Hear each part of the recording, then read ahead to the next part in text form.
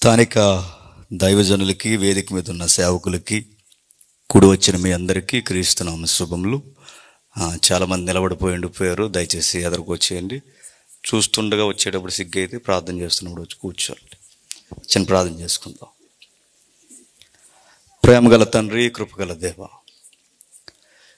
మీలువైన ఘనమైన సంగతులు మరికొన్ని లోతుల్లోనికి మమ్మల్ని నడిపించండి. కాలయాపన మేము చేయక మా జీవితాలకు అవసరమైన సంగతులు తండ్రి మేము నేర్చుకోవడానికి మీ వాక్యము చేత మా గుండెల్లో పొడవండి తండ్రి. ఈ కష్టము, ఈ ప్రయాస తండ్రి ఎవరినో పరిచయం చేసుకోవడానికి కాదు కానీ, మేమేదో గొప్పవారమని చెప్పుకోవడానికి కాదు కానీ తండ్రి, మా కొరకు జరిగిన యజ్ఞయాగము, మా కొరకు జరిగిన తండ్రి శిలువ త్యాగం, దాని వెనక మీరు ఆశించిన తండ్రి మా బ్రతుకుల్లో తండ్రి శిలువను గూర్చిన వార్త తండ్రి, ఇది ప్రాముఖ్యమైనది, ఇది మీరు కోరుతున్నది. ఆ విషయాల గురించి మేము ధ్యానించుచుండగా మాతో ధారాళముగా మాట్లాడండి. ఒకవేళ తండ్రి తెలిసి తెలియకుండా తండ్రి క్రైస్తవ్యం అని ఒక ముసుగేసుకుని తండ్రి ఇదే క్రైస్తవ్యం అనుకుని నడిచెళ్ళిపోతున్న వారు ఎవరైనా ఉంటే తండ్రి, వారు నేరుగా తండ్రి మీరు గద్దించండి, వారితో మాట్లాడండి తండ్రి.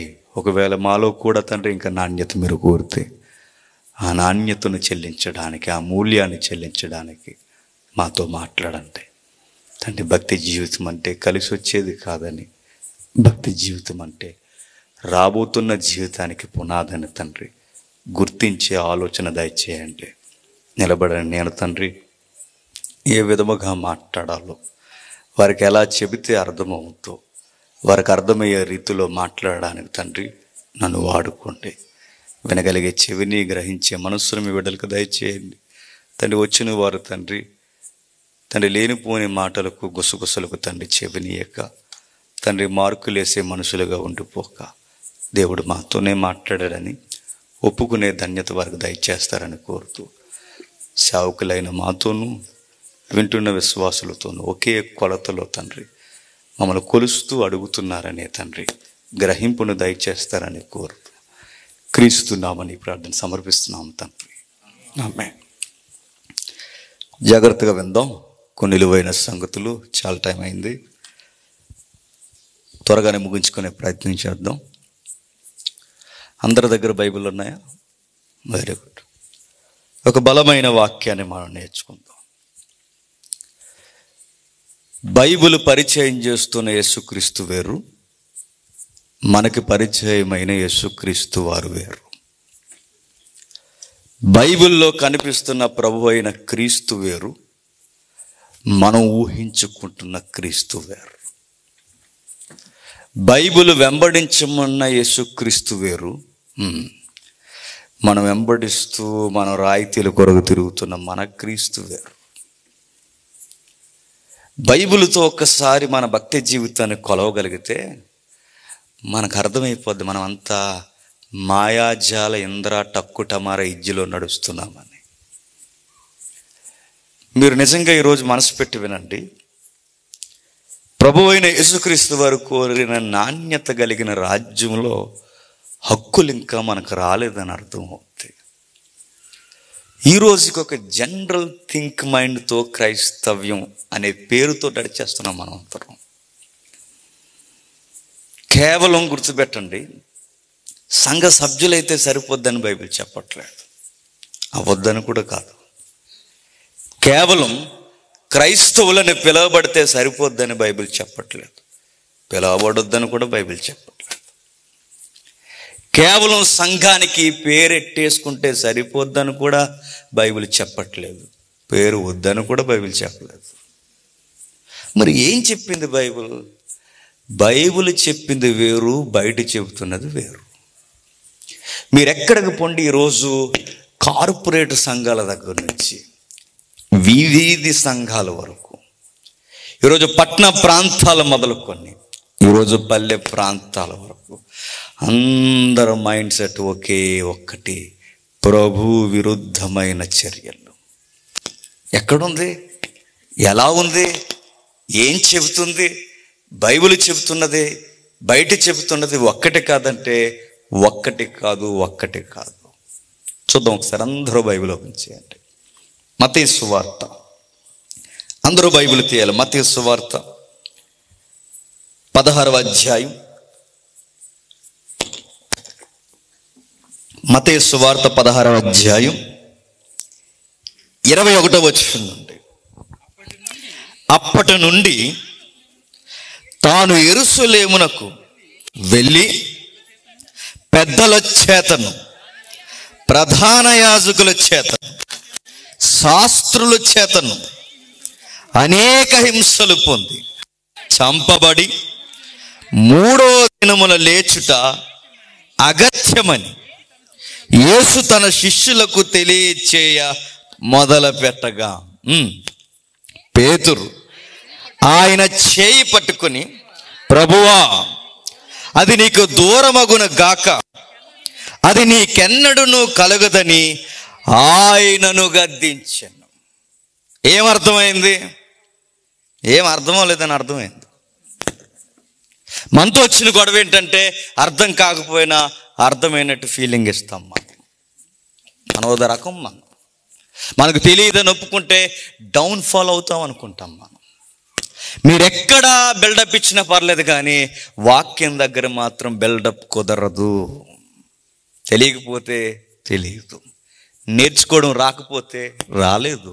ఎందుకంటే మనకంత దేవుడిచ్చిన ఆ జ్ఞానాన్ని అందుకునే మనసు మనకు లేకపోతే మనం అడగాల్సిందే ఖచ్చితంగా, దేవా ఈ వాక్యం నాకు అర్థం అవట్లేదు. ఏం చెప్పాడో చూడండి. యేసుక్రీస్తు వారు యెరూషలేముకు వెళ్ళి పెద్దల చేతను, ప్రధాన యాజకుల చేతను, శాస్త్రుల చేతను హింసలు పొంది అన్నాడు. ఏం పొందాలట? హింసలు పొంది, నెక్స్ట్ చంపబడి, నెక్స్ట్ 3వ దినానికి పోయే మరణపు ఊబులోనికి దిగిపోయి. క్రైస్తవ్యానికి మూలం ఎవరంటే పేతురు కాదు. చాలా మంది తప్పుడు ప్రసంగాలు చెప్తారు. క్రైస్తవ్యానికి మూలం ఎవరంటే అసలు ఎవరూ కాదు. క్రైస్తవ్యానికి మూలం ఎవరంటే క్రీస్తే, అంతే, క్రీస్తే. క్రైస్తవ్యానికి మూలమైన యేసుక్రీస్తుకి ఆ రోజు జరుగుతుంది ఏంటంటే హింసలు, నిందలు, బాధలు. దాని వెనక పరాకాష్ఠ ఏంటంటే చంపేయడం, చావు, అంతే.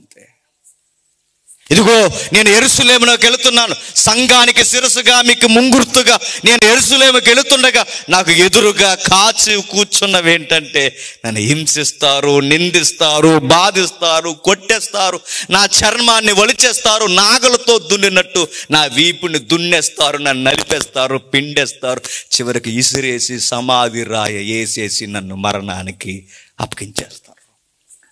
ఇది జరుగుద్దని చెబుతుంటే శిష్యులలో పెద్దవాడు, శిష్యులలో అగ్రగణ్యుడుగున్న ఆయన అన్నాడట,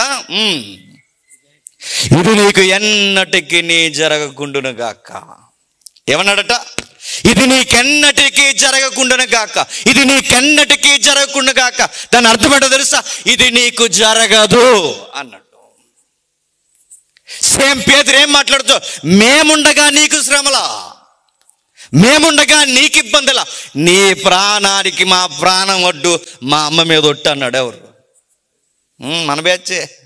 ఒట్టేసి చెబుతున్నా, నీ ఒంటి మీద ఎవడైనా సయ్యి వేసాడో ఆడి మక్కిలు ఎర్రగొడతాడు, పోలీసుడైనా సరే అన్నాడు. అంత లేదు కదండి. అంటే ఆ కంటెంట్ అదే. ఆ వనములో పోలీసు ఆయన చెవి నరికేసాడు ఈ పెద్ద ఆయన. ఎవరు? పోలీసు నేను నరికేసాడంటే ఈ మనిషి టెంపర్ మామూలు టెంపర్ కాదు. పోలీసు ఏం చూస్తే మనం ఏం చేస్తామండి, అలాగెళ్ళే బైక్ ఇలా సొందులో వేసిపోతాం. మనం జనాలు పోలీసులు కానీ తెలివైన అయిపోరు.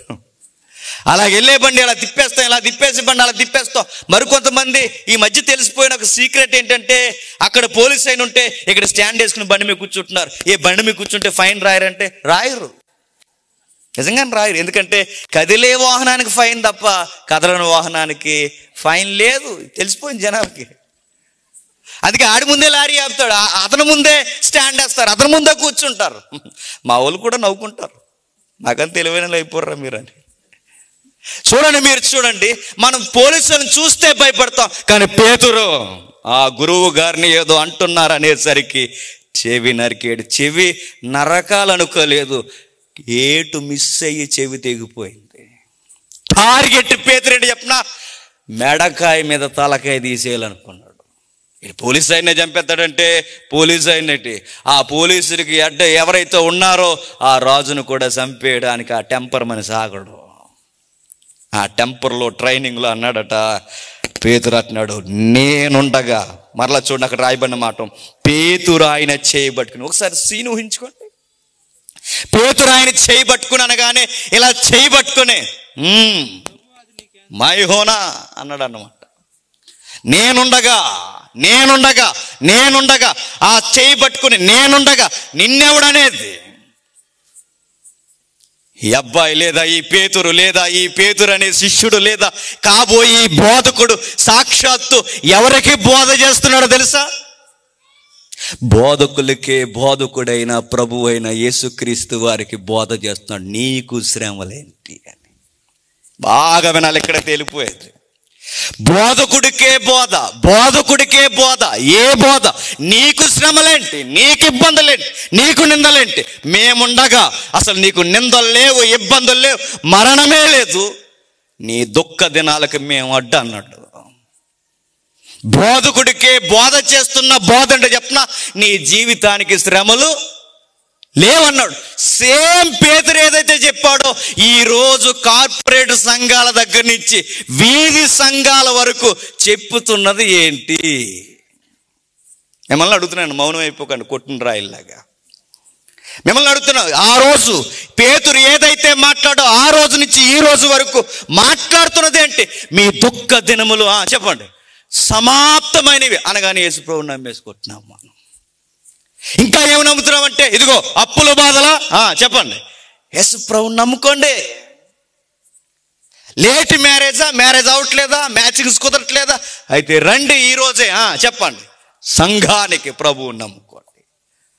గొడవలతో తచ్చిన భజన అవుతున్నారు, అయితే రండి సమాధానపరచు అని వద్దకి రండి, ఈరోజు మీ గొడవలన్నీ పోతాయి. మీకు శ్రమలు లేవు, ఇబ్బందులు లేవు, బాధలు లేవు, నిందలు లేవు, ఏమీ లేవు. యేసు ప్రభు నమ్ముకుంటే అన్నీ కలిసి వచ్చేస్తాయి. చెమట కూడా ఎక్కదు, అన్నీ మీకు కలిసి వచ్చేస్తాయి. ఇదిగో యేసు ప్రభు నమ్ముకుంటే మీ ఆస్తులు పెరుగుతాయి, యేసు ప్రభు నమ్ముకుంటే మీ పెళ్ళిళ్ళు అవుతాయి, యేసుక్రీస్తుని నమ్ముకుంటే పిల్లలు లేని మీకు పిల్లలు పుడతారు, యేసుక్రీస్తుని నమ్ముకుంటే మీకు ఆరోగ్యాలు చివరికి WHO కూడా అందని ఆరోగ్య సమస్యలు మీకు అందేస్తాయి. ఈరోజు మాట్లాడుతున్న బోధ బాగా వినండి. శ్రమలు లేవు, హింసలు లేవు, బాధలు లేవన్న పేతుర్ని ప్రభువేమన్నాడు తెలుసా? సాతానా నా వెనకకు పో అన్నాడు. శ్రమలు లేవని చెప్పిన బోధకుడిని, పేతురు అనే బోధకుడిని ప్రభు అన్న మాట తెలుసా? సాతానా అన్నాడు. యేసు ప్రభువుని నమ్ముకుంటే శ్రమలు లేవన్న ఎవరైనా ఆ మాట అంటే నేను చెప్తున్నాను అది సాతాను బోధ. ఈ రోజు నుంచి స్టార్ట్ అవుద్ది కరీంనగర్ గారికి, నేను మరలా చెప్తున్నాను, ఈ రోజు నుంచి స్టార్ట్ అవుద్ది సభల్లో కష్టపడిన వారికి, ఈ రోజు నుంచి నిజాయితీగా నాకిటి మీద చెయ్యేసిన వారికి జరుగుద్ది. ఏంటి జరుగుద్ది? శ్రమ, ఇబ్బంది, బాధలు, ఎలివేత, ఇబ్బందులు, ఎన్నిపోట్లు, ఒకటేటి నీకు మిగిలేది అల్టిమేటు చావంతే. అలాగైతే రా, లేకపోతే పో. నీకు రాయితీలే కావాలంటే ఆపద మొక్కు దేవుళ్ళు చాలా మంది ఉన్నారు బయట. మార్కెటింగ్ అడ్డ పో, మార్కెటింగ్ అడ్డ, అది ఇది ఇది చదివి మార్కెటింగ్, వస్తు మార్పిడి విధానం. ప్రభువా నీకు ఇది ఇస్తాను, నాకు అది అంటే అలా తీసుకునే దేవుళ్ళుగా పిలవబడేవారు చాలా మంది ఉన్నారు. దేవుళ్ళకి కాకుండా దేవుళ్ళుగా వెళ్ళండి ఆయన దగ్గరికి. ఈ దేవుడు అందరిలాంటి దేవుడు కాదు, ఈ దేవుడు మనం అనుకునే దేవుడు కాదు. ఈ దేవుడు ఎలాంటి దేవుడు అంటే ముందు నన్ను చంపేస్తున్నారు, నా తర్వాత నా వెనక నడిచే వారిని చంపేస్తారు. ముందు నాకు శ్రమలు జరుగుతున్నాయి, నా వెనకొచ్చిన వారికి శ్రమే. నాది పూలబాట కాదు, ముళ్ళబాట. క్రైస్తవ్యం పూలబాట కాదు, ముళ్ళబాట. ఎంత ముళ్ళబాట అంటే నీ కుటుంబ సభ్యులే నీకు వ్యతిరేకం అవుతారు. అత్త కోడలకి, కోడలకి అత్తకే పడదు. దేనికోసం అనుకుంటున్నారు? మీ తగాదాల కోసం కాదు, ప్రభువు నమ్ముకున్నందుకు. మీరు గొడవెట్టేసుకుని నిజమే బైబిల్లో అలా ఉంది అదే జరుగుతుంది అనుకో, అది నీ గొడవ. అది ఆ గొడవ కాదు. ఏ విషయంలో గొడవలు అవుతాయంటే అదిగో ఆయనను వెంబడిస్తున్నందుకు, అన్నిటికన్నా ఆయనకు విలువనిస్తున్నందుకు ప్రతి విషయంలో నీకు ఇబ్బంది, సమస్య, బాధలు. ప్రభు చెబుతున్న మాట, పేతురు నువ్వు నా గూర్చి ఎంత గంభీరంగా మాట్లాడినా నువ్వు సాతానువి అన్నాడు. నాకు శ్రమలు లేవు, ఇబ్బందులు లేవు, బాధలు లేవంటే నువ్వు మాట్లాడుతున్నది సాతాను మాట. పేతుర్నే గద్దించిన వాడు ఈరోజు పేతురు లాంటి బోధ చేస్తున్న ప్రతి ఒక్కరిని ప్రభు అంటున్నాడు, ఇది నా బోధ కాదు, సాతాను బోధ. దుఃఖ దినాలు ఎక్కడ మీరు చూడండి, టీవీలో ఆన్ చేయండి, యూట్యూబ్లో ఆన్ చేయండి, ఎక్కడ ఆన్ చేయండి, ప్రతి ఒక్కరు చెప్పే మెసేజ్లు అని చెప్పండి. మీకు శ్రమలు ఉండవు, బాధలు ఉండవు, ఇబ్బందులు ఉన్నాయి చెప్తుందండి. అసలు బైబిల్లో లేని దొంగ బోధ ఎలా వచ్చేసింది అంతే. బైబిల్లో శ్రమలు లేవు, బాధలు లేవు. ఎందుకు లేవు? బైబిల్లో నమ్ముకున్న తర్వాతే స్టార్ట్ అయినాయి బాధలన్నీ. మరి ఆయన నమ్ముకుంటే ఏమీ కలిసి రాదంటే అది సెకండరీ విషయం. మొట్టమొదటి ఆయనకి జరిగిందే జరుగుతుంది. ఎందుకంటే శిరస్సుకి జరిగింది, దేహానికి జరుగుద్ది. ఆయనకే జరిగింది, నాకు జరుగుద్ది, మనందరికీ జరుగుద్ది. మన ఇండ్లు, గొడ్డు, గోద ఇవన్నీ ఉంటాయంటే ఉండొచ్చు, ఉండకపోవచ్చు, నువ్వే పోవచ్చు. అయినా నీ నోట రావాల్సిన మాట, నా ప్రభు వెంబడి నాకిటి మీద చెయ్యేసి వెళ్ళిపోతాను. ఇలా అయితే నమ్ముకోవాలండి యేసుక్రీస్తు వారిని. ఇలా అయితే నమ్ముకోవాలండి. ఆ రోజు ప్రభు అయిన యేసుక్రీస్తు వారు రాజీ పడిన మాట ఏంటంటే, ఇలా ఎవడైతే కంకణం కట్టుకున్నా వెనకొస్తాడో వాడే నా శిష్యుడు. ఈ మాటలు చెప్పమండి ఈరోజు సంఘాల్లో ఒక్కరు రారు. ఈ మాటలు చెప్పమనండి ధైర్యం సరిపోదు. ఈ మాటలు చెప్పమనండి వినేవారు కూడా ఇంపు ఉండదు. ఎందుకు చెప్పినా వాళ్ళకి జనాలు కావాలి, వీళ్ళకి జనసాంద్రత కావాలి. అలా చెబితే ఎవరు రారు. అప్పుడప్పుడు కొంతమంది దగ్గరకు వచ్చి చెప్తుంటారు, కొన్ని మాటలు చెప్తుంటారు, బ్రదర్ మరీ ఇంత కఠినంగా చెప్పేకండి ఎవరు రారంటే, యేసుప్రభు వెనకాల రాలేదు, మన వెనకాల ఎందుకు, మనకి మన బొంద. ఆయన వెనకాలే రాలేదు, మన వెనకాల ఎందుకు, మనం తినేయడానికి. ఆయనే కఠినంగా చెప్పాడు, ఇదిగో నా వెనకాల వస్తే మీకు ఇండ్లుండవు, నా వెనకాల వస్తే మీకు ఆరోగ్యాలు ఉండవు, నా వెనకాల వస్తే అసలు ఏముండదు. నేను చెప్పే మొదటి షరతు, నాకన్నా ఎక్కువగా మీ ఫ్యామిలీ మెంబర్స్ కూడా ఇంపార్టెంట్ ఇవ్వకూడదు. ఇంకా బాధాకరమైన మాట ఏంటంటే, నాగిటి మీద చెయ్యేసి నన్ను వెంబడించే ఎవడైనా నాకన్నా ఎక్కువగా నిన్ను నువ్వు కూడా ప్రేమించుకోకూడదు. షరతులు వర్తిస్తాయి, వర్తించిన దానికి రెడీ అయితే రా అన్నాడు. పేతురికి ట్రైనింగ్లో అర్థం కాక అన్న మాట ఏంటంటే, నీకు శ్రమలు లేవన్నాడు. వెంటనే ఆయన అన్నాడు, చూడండి 23వ వచనం, అయితే ఆయన పేతురు వైపు తిరిగి, సాతానా నా వెనుకకు పొమ్ము, నీవు నాకు అభ్యంతర కారణమై ఉన్నావు, నీవు మనుషుల సంగతులని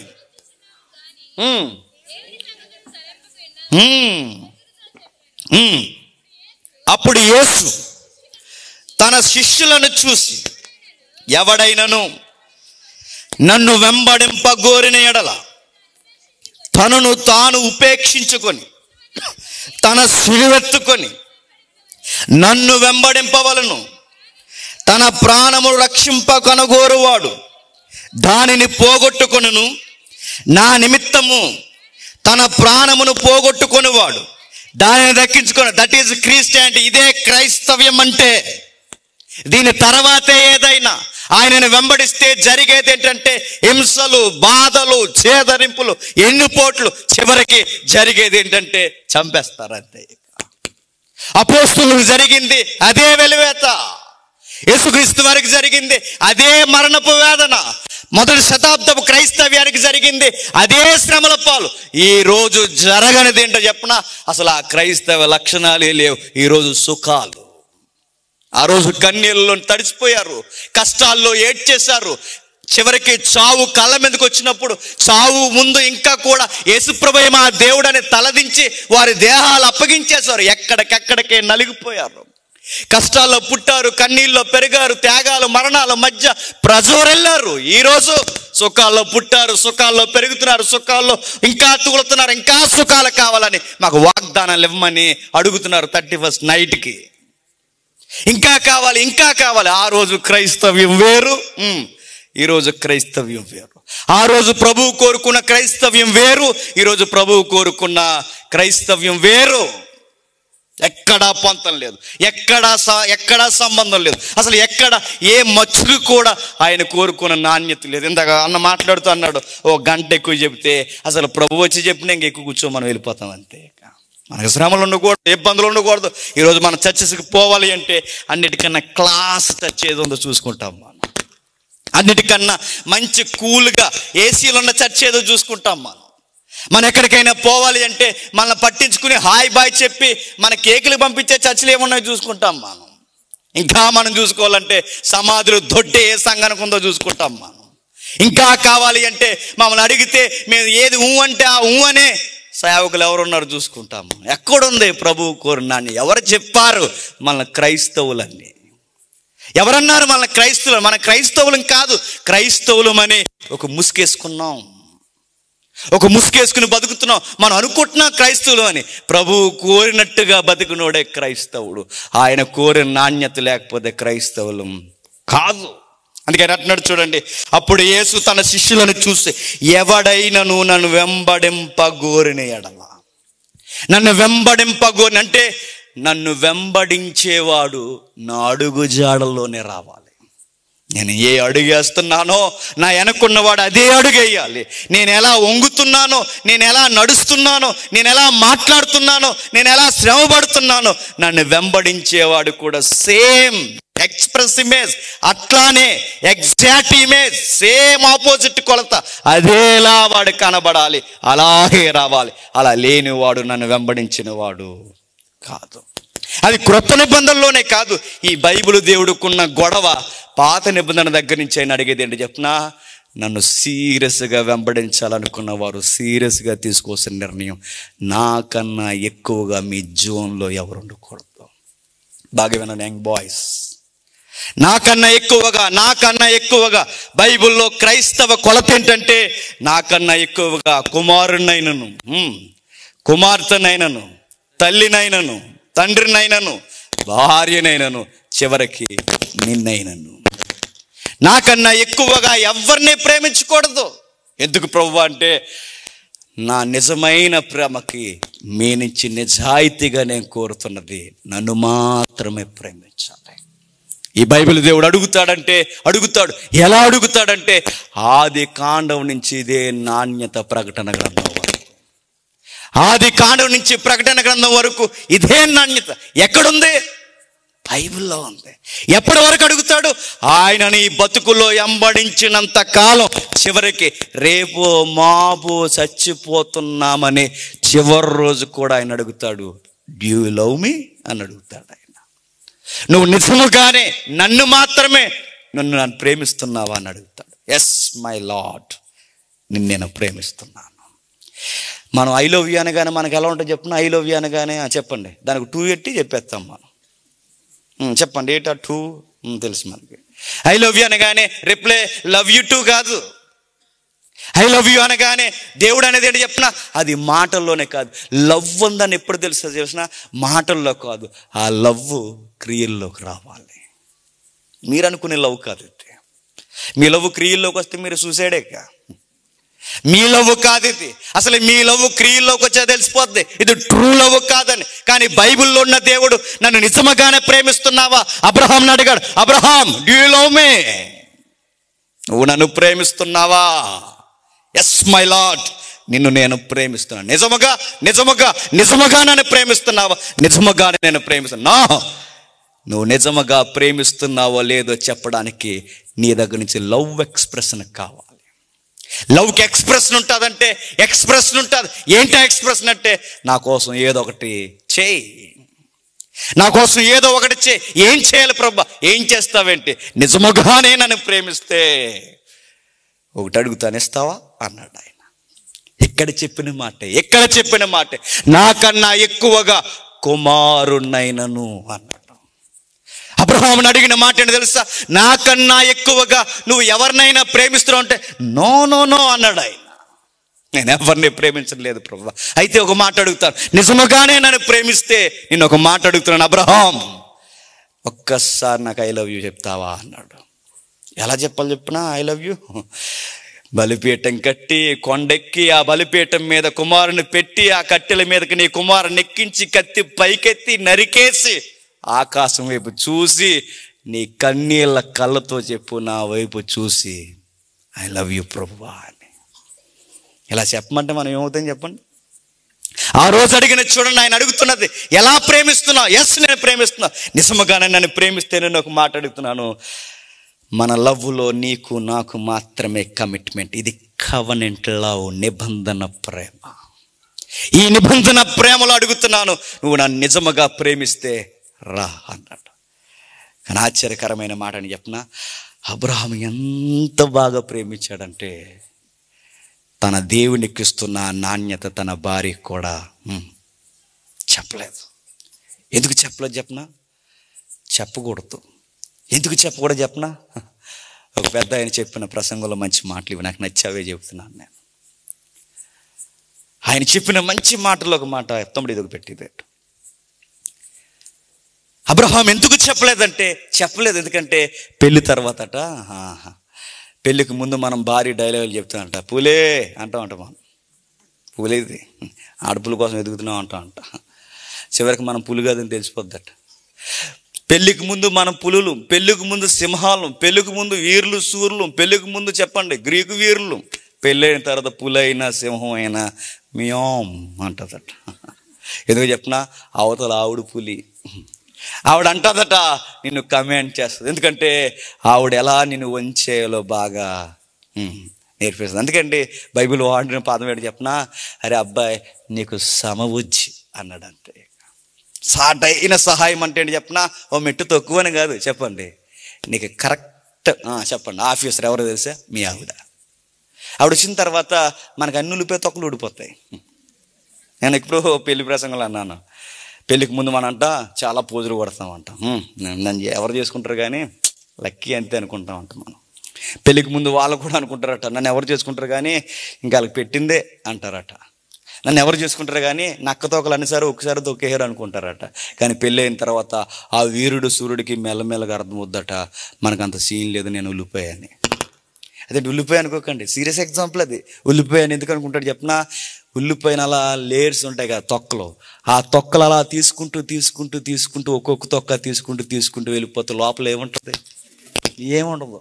అందుకే మనం ఉల్లిపోయి మనం ఏదో అనుకుంటాం పెళ్ళికి ముందు, పెళ్ళైన తర్వాత ఒక్కొక్క తొక్క ఊడిపోద్ది, తొక్కలన్నీ ఊడిపోయాక అర్థమవుద్దట మనకు అంత సీన్ లేదు, మియాం అంటామంట. అందుకే అబ్రహాం గారైనా అంటారంటే అబ్రహాం గారేంటి నువ్వైనా నేనైనా అంటాం. అబ్రహాం గారికి ఆ అనుభవం ఉందంటే ఉంది. ఆయన దాసుడితో నిబంధన జరుగుతున్నప్పుడు ఆ రోజే దేవుడు వచ్చి అబ్రహాం బయటికి రా అన్నాడు. పైకి చూడు, ఏం కనబడుతున్నాయి? నక్షత్రాలు కనబడుతున్నాయి, నీ చేతనైతే లెక్కట్టు అన్నాడు. లెక్కట్లేడు. ఆ రోజు అబ్రహాంని అడిగిన ప్రశ్న ఈ రోజుకి సైన్స్ని అడుగుతున్న ప్రశ్న, ఎప్పటికీ నక్షత్రాలని లెక్కట్లేరు. అబ్రహాం నీకేం చెప్పాలనుకుంటున్నాను తెలుసా? నీకిచ్చే సంతానము కూడా లెక్కలేనంత సంతానాన్ని ఇస్తాను. ఇలా చూసుకున్నాడంటే అబ్రహాం నాకా? నీకే అన్నాడు. నువ్వు ఆకాశ నక్షత్రాలను చూడు, కిందున్న ఇసుక రేణువులు చూడు, ఎంత విస్తారమైన పిల్లల్ని ఇస్తాను. అబ్రహాము ముచ్చట పడిపోయాడు, నిజంగా నాకు పిల్లల్ని ఇస్తా. నిజమానికి నిలువెత్తు సాక్ష్యమైన నేను చెప్తున్నాను, ఇస్తానంటే పక్క ఇస్తానంతే. ఇస్తానన్నప్పుడు ఇస్తాను. అబ్రహాం ముచ్చటపడి నడుస్తున్నాడు. రాత్రులు నడుస్తున్నప్పుడు నక్షత్రాలను చూస్తే ఎవరు గుర్తొస్తున్నారంటే పుట్టబోయే కొడుకు గుర్తొస్తున్నాడు. పగలు ఇసుక రేణువులు చూస్తే ఎవరు గుర్తొస్తున్నారంటే పుట్టబోయే కొడుకు కనబడుతున్నాడు. రాత్రులు నక్షత్రాల్లోనూ పగలు ఇసుక రేణువుల్లోనూ పుట్టబోయే కొడుకును ఊహించుకుంటూ బతుకుతూ వెళ్ళిపోతున్నాడు. అలా వెళ్ళిపోతూ ఉన్నప్పుడు ఒకరోజు అలా ఆవిడ వచ్చిందట. కరెక్ట్గా కొన్ని సంవత్సరాలు బైబిల్ పండితుల లెక్క ప్రకారం 15-16 సంవత్సరాలకి దగ్గరకు వచ్చి చెవులా అందట, ఆయన ఇస్తానని శానాలైంది కానీ అన్నదట. ఎవరు? ఆయన ఇస్తానని చాలా కాలం అయింది. ఓ మాట అంటాను, ఇది రీజనబుల్ లాజిక్ సర్జీ అంది. సర్జీ అంటదా ఎవరిని? అబ్రహాం గారిని. ఎందుకంటే బైబిల్ వాడబడిన పదం యజమాని అంటది. యజమాని అంటే సర్జీ అని. సార్ మీకు ఒక మాట చెప్తాను సార్, మీరేమనుకోకండి. ఇవ్వగలిగిన వాడు సామర్థ్యం కలిగిన వాడు, కనడానికి మీరు సామర్థ్యం కలిగిన వారు, కనడానికి ఓపిక నాకెళ్ళే ప్రాబ్లం నాలో ఉందనుకుంటున్నాను అనగానే వాళ్ళ ఆవిడ మాట వింటున్నారట. ఎవరు? బైబిల్లో వాడబడిన మాట చూద్దాం ఒకసారి, చూద్దాం ఒకసారి వెళ్దాం. నాణ్యత ఒకసారి చూద్దాం. ఆదికాండం 16వ అధ్యాయం, ఆదికాండం 16వ అధ్యాయం మొదటి వచనం నుండి. అబ్రహాము భార్య అయిన సారాయి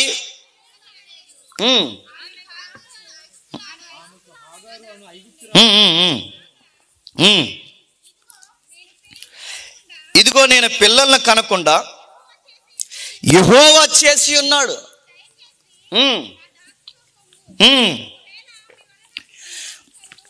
ఒకవేళ ఆమె వలన నీకు సంతానము కలగవచ్చునని అబ్రహాముతో చెప్పాను. అప్పుడు అబ్రహాము సారాయి మాట విని, ముందధ్యాయంలో బాగా వినాలి, ముందధ్యాయంలో యెహోవా మాట విని, 16వ అధ్యాయంలో చెప్పండి, సారాయి మాట విని, భార్య మాట విని. ఎవడైనా వినేది పెళ్ళైన తర్వాత చెప్పండి, భార్య మాట విని. అలా సరిగ్గా చెప్పే మాటలు అయితే బాగానే ఉంటుంది. ఆ మాటలు వంకర మాటలు అనుకోండి చెప్పండి, కాపురం కుప్పగూలిపోతుంది అంతే. ఇక భార్య మాట విని, వింటారంటే వింటారు అంతే. ఎందుకంటే ఆ ఎఫెక్షన్ అంతే, వింటారు. పెద్ద అయిన పాస్టర్ గారు ఎగ్జాంపుల్ చెబుతూ మంచి మాట అన్నారు. ఒక రోజట యుగాంతమందు తీర్పు జరుగుతుందట. దేవదూతలు నిలబడ్డాయట. న్యాయాధిపతి సింహాసనమే కూర్చున్నాడట. అర్థం కావడానికి ఎగ్జాంపుల్.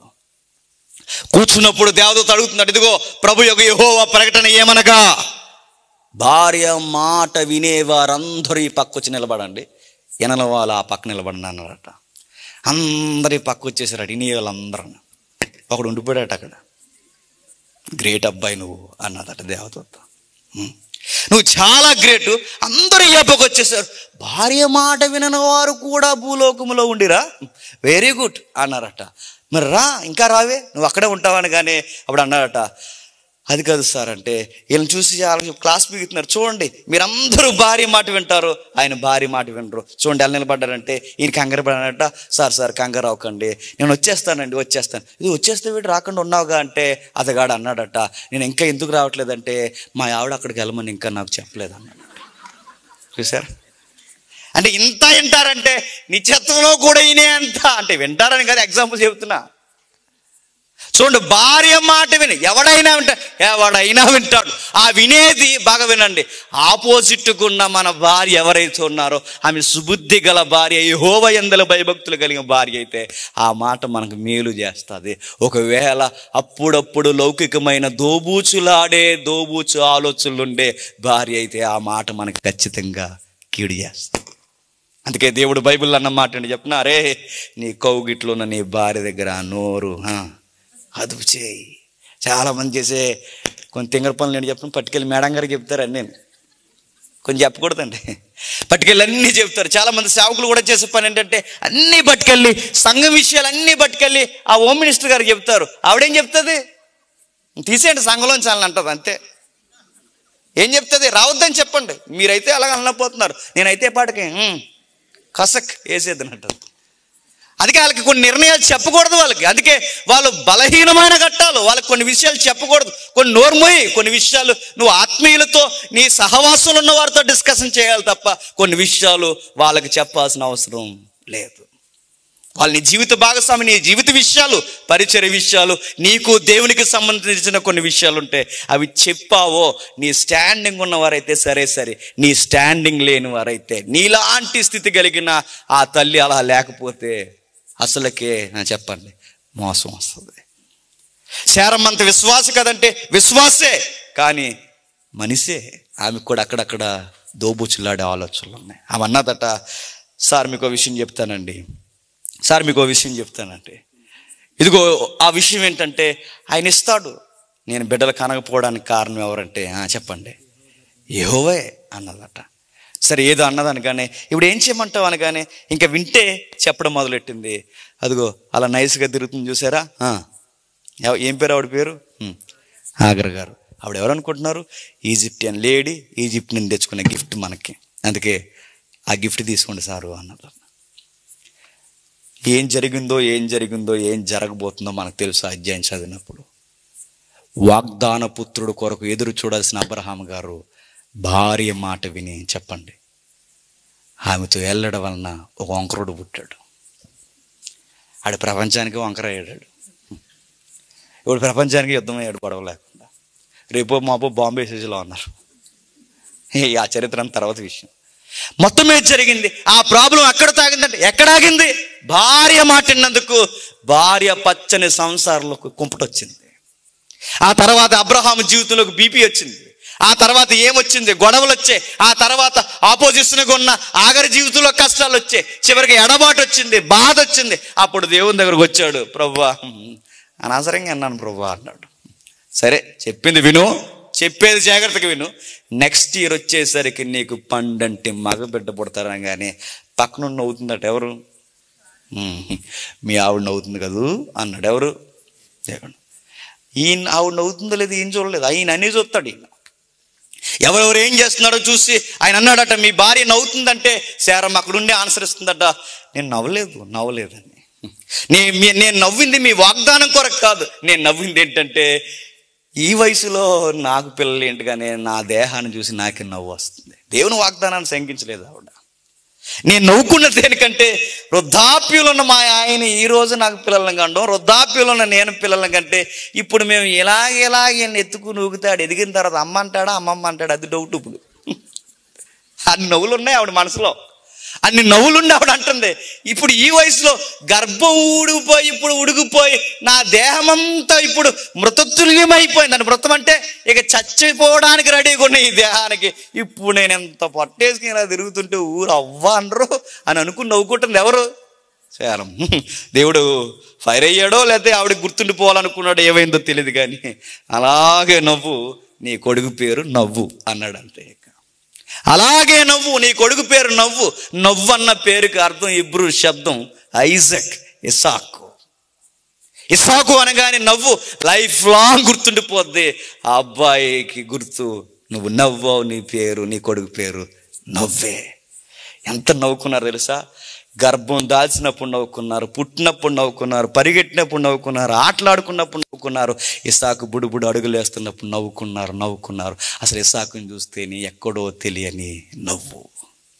ఇస్సాకు వచ్చిన తర్వాత ఆ బోసు నవ్వులు నవ్వుతూనే ఉన్నాయి. ఆ నవ్వుతూ ఉన్న నవ్వు సరాసరి ఎక్కడికి పోయిందంటే, ఇస్సాకు గుండెల్లో కూర్చోబెట్టుకున్నంత నవ్వు ఎక్కువైపోయిందట. దేవుడు చూశాడు. మన దేవుడితో వచ్చిన గొడవ ఏంటి చెప్పనా? ఇస్తాడు, చూస్తాడు, ఆ ఇచ్చిన దానితో ఏం చేస్తున్నామో కూడా చూస్తాడు ఆయన. ఇప్పుడు నీకు బైక్ ఇచ్చాడు అనుకో, కుర్రోళ్ళు బాగా వినండి, బైక్ ఇస్తాడు మీ నాన్న కొనిపించి. ఆ బైక్ ఇచ్చిన తర్వాత నువ్వు ఏం చేస్తున్నావు కూడా చూస్తాడు. నువ్వు సందులో తిరుగుతున్నావా, కాలేజీకి వెళ్తున్నావా, అది చూస్తాడు ఆయన. నువ్వు కాలేజీకి వెళ్ళకుండా ఎక్కడ తిరుగు చూస్తాడు. చూసిన వాడే ఇచ్చిన తర్వాత వీడికి అనవసరంగా ఇచ్చాను అనుకుంటే ఆ సందులోనే నేను ఆపేస్తాడు. ఇరికిపోతావు సందులో. రోడ్డు మీదకి వెళ్ళిన తర్వాత ఏమవుతావు? రోడ్డుకి అంటిపోతావు. ఆయన ప్రతీది ఇస్తాడు, నీకు ఫోన్ ఇస్తాడు. ఆ ఫోన్ సరిగ్గా వాడాలి. నువ్వు ఆ సైట్లోకి ఈ సైట్లోకి వెళ్తానంటే ఈ మధ్యకాలంలో కొత్త దొంగతనాలు వచ్చినాయి. జాగ్రత్త, ముందే చెప్తున్నాను. ఇప్పుడు అన్ని క్రైమ్ కేసులు అన్నీ ఇవే. కొత్త దొంగతనాలు ఏంటి చెప్పినా, వీళ్ళు ఇందాకన్నా చెప్పాడు, పబ్జీ గేమ్లు ఇప్పుడు అప్డేట్ అయిపోయినా ఇంకా గేమ్లు, చాలా కొత్త గేమ్లు వచ్చాయి. ఇప్పుడు గేమింగ్లో డబ్బులు వస్తాయి. ఈ డబ్బులకి గేమ్స్లో ఆడుతున్నప్పుడు ఆపోజిట్గా లోన్స్ ఇస్తారు. ఆ లోన్ ఇస్తున్నప్పుడు ఆ లోన్కి 2,000, 3,000, 4,000 ఆ కంపెనీలో ఒక యాప్ ఏమంటుందంటే, మీకు లోన్ ఇస్తాం, మీకు లోన్ ఇవ్వడానికి మీకు అర్హత ఉందనగానే వెనగానే ఈడేమంటాడు చెప్పినప్పుడు, నాన్న జేబులో అమ్మ జేబులో ఇప్పుడు చెయ్యట్టు దొంగతనం చేయడానికి అమ్మ జేబులో కూడా లేవు, నాన్న జేబులో కూడా లేవు డబ్బులు. ఇప్పుడు ఏం చేస్తాడంటే, లోన్ ఇస్తాననగానే ఈడ కంగారు పడిపోయి లోన్ ఇచ్చేయండి అంటాడు. ఆడంటాడు డీటెయిల్స్ పంపించండి అంటాడు. ఆ డీటెయిల్స్ పంపించిన వెంటనే మన డీటెయిల్స్ అన్నీ పంపిస్తాం. లాస్ట్గా ఒక మాట అడుగుతున్నారు ఈ మధ్య ఏంటి చెప్పిన, మీరు వితౌట్ డ్రెస్తో లేదా ఆఫ్ లేదా మీరు షర్ట్ తీసేసి మీరు బాడీతో ఒక పిక్ పంపించండి, ఎందుకంటే మీ పుట్టుమచ్చలు మేము చూడాలి ఎక్కడున్నాయో.